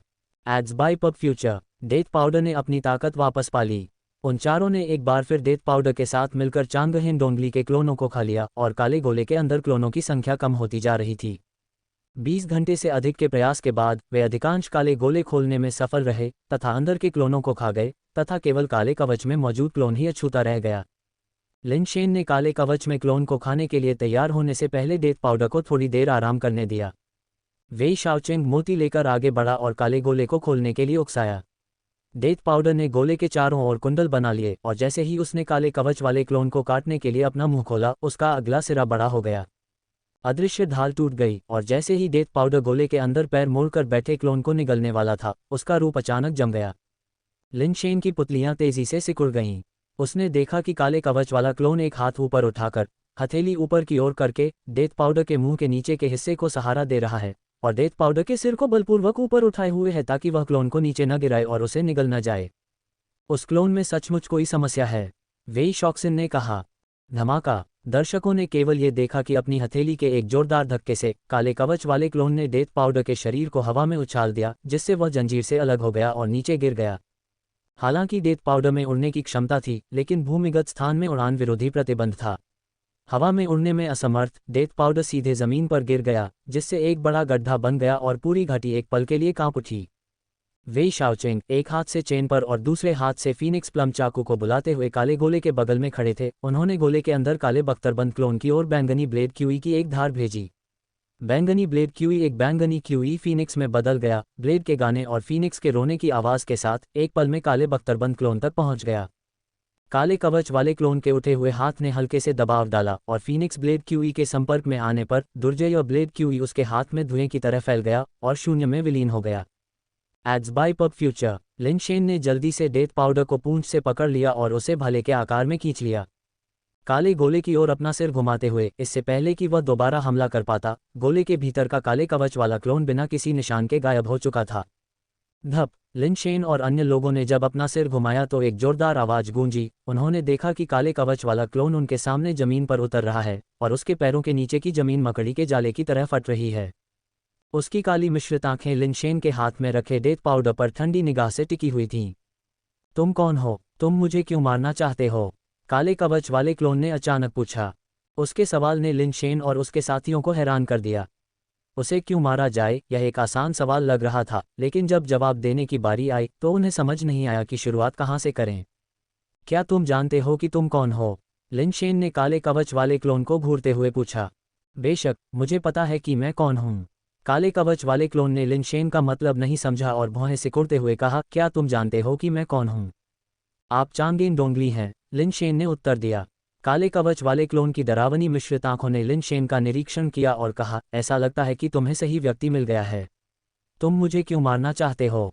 Ads by pub future. क्योंकि तुम भी हमें मारना चाहते हो, इसलिए हमें तुम्हें मारना होगा। लिन शेन ये स्पष्ट करना चाहता था कि क्या ये काले कवच वाला चांगहेन डोंगली वास्तव में उसी का क्लोन था जिसका उन्होंने पहले सामना किया था। मैंने तुम्हें कब मारना चाहा? चांगहेन डोंगली ने भौहें सिकोड़ लीं। क्या आप जानते हैं कि कई चांगहेन डोंगली हैं? आप उनमें से एक हैं। जो हमें मारना चाहता है वह दूसरा है, लिन शेन ने संक्षेप में कहा। अगर वह तुम्हें मारना चाहता है तो इसका मुझसे क्या लेना देना है? तुम मुझे मारने के बजाय उसके पीछे क्यों नहीं जाते? काले कवच वाले चांगहेन डोंगली को वास्तव में पता था कि वहाँ कई चांगहेन डोंगली हैं। क्या तुम सब एक ही नहीं हो? लिन शेन और उसके साथी कुछ हद तक हैरान रह गए। बिल्कुल नहीं, काले कवच वाले चांगहेन डोंगली ने मुस्कुराते हुए कहा, बहुतों को ये गलतफहमी है, लगता है कि तुम भी गलत हो। हालांकि हम सभी चांगहेन डोंगली हैं, हम स्वतंत्र इकाई हैं जिनका एक दूसरे से कोई संबंध नहीं है। वह है, मैं हूँ। जो तुम्हें मारना चाहता है वह वही है, तुम्हें जाकर उसे ढूंढना चाहिए। तुम क्लोन नहीं हो। लिन शेन की अभिव्यक्ति जटिल हो गई। ये चांगहेन डोंगली पिछली वाली की तरह दुष्ट और हत्यारी नहीं थी, तथा बहुत ही सुखद प्रतीत हो रही थी। यदि काले क्षेत्र में सभी चांगहेन डोंगली ऐसे ही होते तो उन्होंने कुछ अमानवीय कार्य किया होता। ऐसा लगता है कि आपको गहरी गलतफहमी है, काले कवच वाले चांगहेन डोंगली ने समझाया। हम सभी चांगहेन डोंगली हैं, क्लोन नहीं। डोंगली कबीले के लिए हर बार कई समान व्यक्तियों को जन्म देना स्वाभाविक है, इसलिए हम एक जैसे दिखते हैं, लेकिन हम क्लोन नहीं हैं। क्या आप ये कहना चाहते हैं कि आप एक नवजात चांगहेन डोंगली हैं? लिन शेन ने तुरंत उनके भाषण में एक खामी पकड़ ली। प्रथम चांगहेन डोंगली का जन्म स्पष्टतः कई वर्ष पहले हुआ था और वह देव निर्माण जाति में भी शामिल हो चुकी थी। इस चांगहेन डोंगली ने दावा किया कि वह अभी पैदा हुआ है, लेकिन ऐसा लगता है कि वह बहुत कुछ जानता है। इसे कैसे समझाया जा सकता है? काले कवच वाले चांगहेन डोंगली ने लिन शेन के विचारों को समझ लिया और मुस्कुराते हुए कहा, हमारे डोंगली कबीले को यादें विरासत में मिली हैं। प्रत्येक डोंगली को पिछली पीढ़ी की यादें, या यूं कहें कि अनगिनत पीढ़ियों की यादें विरासत में मिली हैं, इसलिए हमारे पास अन्य प्रजातियों की तरह कोई किशोर अवस्था नहीं है। हम शुरू से ही लगभग भगवान जैसे सर्वज्ञ और सर्वशक्तिमान पैदा होते हैं। लिन शेन और उसके साथी आश्चर्यचकित रह गए, उन्हें उम्मीद नहीं थी कि डोंगली कबीले में ऐसी क्षमता होगी। इससे लिन शेन को तुरंत एहसास हुआ कि शायद पहला चांगहेन डोंगली जिससे वे मिले थे असली चांगहेन डोंगली नहीं था, नहीं वह जो ईश्वर बनाने वाली जाति में शामिल हो गया था, बल्कि वह सिर्फ एक ऐसा व्यक्ति था जिसे अपने पूर्ववर्तियों की यादें विरासत में मिली थीं। क्या तुमने अन्य चांगहेन डोंगली को भी मार दिया है? काले कवच वाले चांगहेन डोंगली ने अचानक पूछा। और अन्य लोग तुरंत फिर से तनाव में आ गए और चुपचाप युद्ध की तैयारी करने लगे। उन्होंने चांगहेन डोंगली के डोंगली कबीले के इतने लोगों को मार डाला था कि उन्होंने कारापेस चांगहेन डोंगली के कई भाइयों को भी मार डाला था और दुश्मनी अब बहुत बड़ी हो गई थी। फिर भी कारापेस चांगहेन डोंगली ने केवल एक हल्की मुस्कान पेश की, घबराओ मत। तुम्हारा दूसरे चांगहेन डोंगली को मारना वास्तव में मेरे लिए एक अच्छी बात है। तुम कह सकते हो कि तुमने मुझ पर एक एहसान किया है। मेरा सिर्फ इसलिए बदला लेने का कोई इरादा नहीं है क्योंकि तुमने उन्हें मार दिया है। क्या मतलब है तुम्हारा? वेई शाओचेंग, जो रस्सियों से नीचे उतर आया था, ने भौहें सिकोड़ते हुए पूछा। कारापेस चांगहेन डोंगली ने समझाया, हमारा डोंगली कबीला एक ही समय में कई वंशजों को जन्म दे सकता है, लेकिन सच्चा उत्तराधिकारी केवल एक ही हो सकता है। प्रत्येक चांगहेन डोंगली को सच्ची विरासत प्राप्त करने के लिए अपनी ताकत का उपयोग करना होगा, जिसका अर्थ है कि उन्हें अन्य चांगहेन डोंगली को हराने और मारने की जरूरत है, जब तक कि केवल एक ही शेष न रह जाए, सच्चा चांगहेन डोंगली। दूसरे शब्दों में, अन्य चांगहेन डोंगली को मारकर आप मुझ पर एहसान कर रहे हैं, क्योंकि इससे मुझे उन्हें मारने में लगने वाला समय और मेहनत बच जाएगी। लिन शेन और बाकी लोग अचंभित होकर सुन रहे थे। अपनी नस्लीय अवधारणाओं के कारण वे समझ ही नहीं पा रहे थे कि कारापेस चांगहेन डोंगली क्या कह रही थी। अपनी कृतज्ञता व्यक्त करने के लिए मैं तुम्हें मार डालूंगा ताकि मैं तुम्हारा ऋण चुका सकूं, कारापेस चांगहेन डोंगली के एक अन्य कथन ने उन्हें एक बार फिर स्तब्ध कर दिया। वे चांगहेन डोंगली की अवधारणा को समझ ही नहीं पाए, जहां अपने दुश्मनों को मारना आभार व्यक्त करने का एक तरीका था। लिन शेन और उसके साथियों ने सोचा कि चांगहेन डोंगली ने जो कुछ पहले कहा था वह सब व्यंग्य था, और अंत में वह अभी भी उन चांगहेन डोंगली का बदला लेना चाहता था जिन्हें उन्होंने मार डाला था। यदि आप बदला लेना चाहते हैं तो इस सब बकवास में समय क्यों बर्बाद कर रहे हैं? वेई शाओचेंग ने फीनिक्स प्लम चाकू को पकड़ लिया और ब्लेड और खुद दोनों से एक भयानक बैंगनी आभा उठी। आप गलत हैं। जैसा कि मैंने कहा, आपने उन्हें मार दिया, जिसके लिए मैं आपका आभारी हूं। अविश्वसनीय रूप से धैर्यवान चांगहेन डोंगली ने धीरे से समझाया, आपको मारना मेरे लिए सबसे बड़ा धन्यवाद है। जैसा कि मैंने आपको पहले बताया था, केवल एक चांगहेन डोंगली ही असली उत्तराधिकारी है, और अब मैं वह असली उत्तराधिकारी हूं, क्योंकि मुझे विरासत को आगे बढ़ाने की क्षमता प्राप्त हो गई है। लेकिन हमारे डोंगली कबीले में हमारे वंश को आगे बढ़ाने का एक बहुत ही मुश्किल तरीका है। इसके लिए मेजबान के रूप में अन्य प्रजातियों की आवश्यकता होती है। मैंने इस ग्रह पर अपनी विरासत को आगे बढ़ाने का फैसला किया है, और इस पर मौजूद सभी प्रजातियां मेरी संतानों के लिए मेजबान बन जाएंगी। प्रत्येक प्राणी के भीतर एक विरासत का बीज रोपित होगा, जो आपके शरीर के अंदर जड़ें जमाएगा, अंकुरित होगा और धीरे धीरे आपके भीतर की ऊर्जा को अवशोषित करेगा, जब तक कि मेजबान पूरी तरह से नष्ट न हो जाए। Ads by pub future. एक मेजबान के रूप में आप पाएंगे कि जीना बेहद दर्दनाक हो गया है। आप अभी भी खा सकते हैं और सोच सकते हैं, लेकिन आप अपने भीतर बढ़ते विरासत के बीज के बारे में जागरूक होंगे। जब यह आपके शरीर को खा रहा होगा तो पीड़ा महसूस करेंगे और अपने मांस और हड्डियों में इसकी जड़ों के घुसने की पीड़ा को सहन करेंगे। ऐसा दर्द लगभग असहनीय है। एम्पायर पर नवीनतम कहानियां पढ़ें। उस समय तक, यदि तुम मरना भी चाहो तो भी तुम्हारे पास अपनी जान लेने की क्षमता नहीं होगी, और तुम केवल तब तक पीड़ा सह सकते हो जब तक कि तुम जीवित ही भस्म न हो जाओ। इसलिए तुम्हें मारकर, तुम्हें मेजबान बनने से रोककर और तुम्हें उस अमानवीय पीड़ा से बचाकर मैं तुम्हारा उपकार चुका रहा हूँ। लिन शेन का चेहरा अत्यंत गंभीर हो गया। उसने कभी कल्पना भी नहीं की थी कि ब्रह्मांड में कहीं ऐसी दुष्ट जाति भी हो सकती है जो इतने क्रूर तरीके से प्रजनन करती हो। समूह ने एक दूसरे को देखा और सभी ने एक साथ अपनी ताकत का प्रदर्शन किया तथा कारापेस चांगहेन डोंगली पर हमला बोल दिया। वेई शाओचेंग और वेई शॉक्सिन की ब्लेड क्यूई, एक बाईं ओर और एक दाईं ओर, दो बैंगनी क्यूई फीनिक्स में तब्दील हो गई और चांगहेन डोंगली पर वार किया।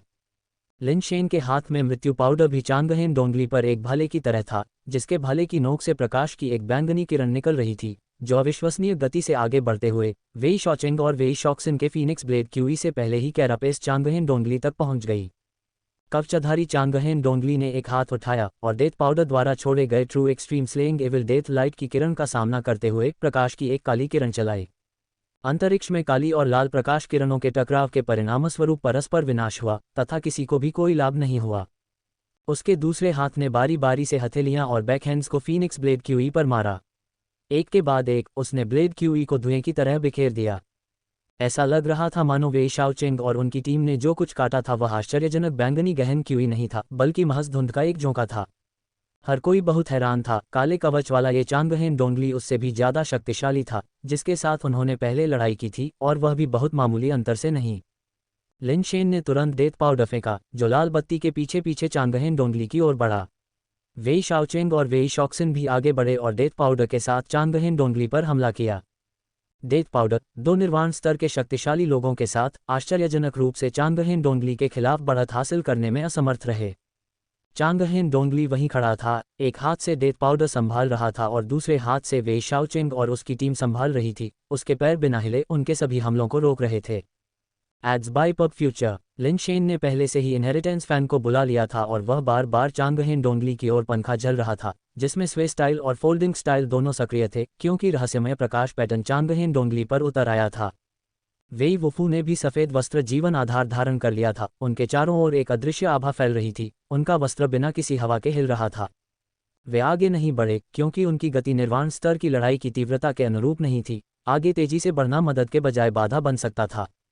चांगहेन डोंगली पर 3 दुर्बल करने वाले कौशल आ गिरे, जिससे उसकी गति और शक्ति में तुरंत ही काफी कमी आ गई। लिन शेन ने तब उत्परिवर्तित जेड एक्सक्विजिट को बाहर निकाला और चांगहेन डोंगली को कमजोर करने के लिए बेस टैलेंट, पहाड़ों और नदियों को दबाने का उपयोग करने की योजना बनाई। लेकिन इससे पहले कि वह उत्परिवर्तित जेड एक्सक्विजिट को दमनकारी पर्वतों और नदियों को सक्रिय करने का आदेश दे पाता, उसने चांगहेन डोंगली के काले कवच से काली चमक उठती देखी। फैन डांस कौशल, जो लगभग कभी किसी शिकारी से नहीं मिला था, को अपने शत्रु का सामना करना पड़ा। काले कवच पर अंकित रहस्यमय प्रकाश पैटर्न तेजी से उस काली चमक में विलीन हो गया और अंततः बिना किसी निशान के गायब हो गया। लिन शेन के चेहरे का रंग सदमे से उड़ गया, ये पहली बार था जब उसका फैन डांस कौशल विफल हो गया था। चांगहेन डोंगली तेजी से आगे बढ़ी और हालांकि वेई शाओचेंग और वेई शॉक्सिन पहले से ही काफी तेज थे, लेकिन वे चांगहेन डोंगली की तुलना में सुस्त लग रहे थे। Bang bang. चांगहेन डोंगली ने एक हथेली से वेई शाओचेंग और वेई शॉक्सिन की छाती पर प्रहार किया, जिससे वे दोनों उड़ गए। वेई शाओचेंग और वेई शॉक्सिन पहाड़ की दीवार से टकरा गए, उनके मुंह से खून बहने लगा। उनकी छाती पर कवच हथेली के आकार का दिखाई दे रहा था, मानो उसका एक हिस्सा हवा में से गायब हो गया हो। ये क्षमता, black cap mushroom king. Lin Shen अंदर से और भी चौंक गया। उसने ये क्षमता पहले भी देखी थी, ये वास्तव में ब्लैक कैप मशरूम किंग ही था जिसने इस चाल का इस्तेमाल किया था। उस समय लिन शेन इस क्षमता से चकित हो गया था और अब इसे फिर से देखकर ये लगभग दुर्गम लग रहा था। केवल डेथ पाउडर से प्राप्त through extreme slaying evil death light ही चांगहेन डोंगली की क्षमता के विरुद्ध प्रतिस्पर्धा कर सकती थी, लेकिन वह भी केवल प्रतिस्पर्धा थी। एक लाल और एक काली दोनों चमकें आपस में टकराकर आकाश में विलीन हो गईं, एक पल के लिए भी एक दूसरे पर विजय पाने में असमर्थ। Backward backward backward.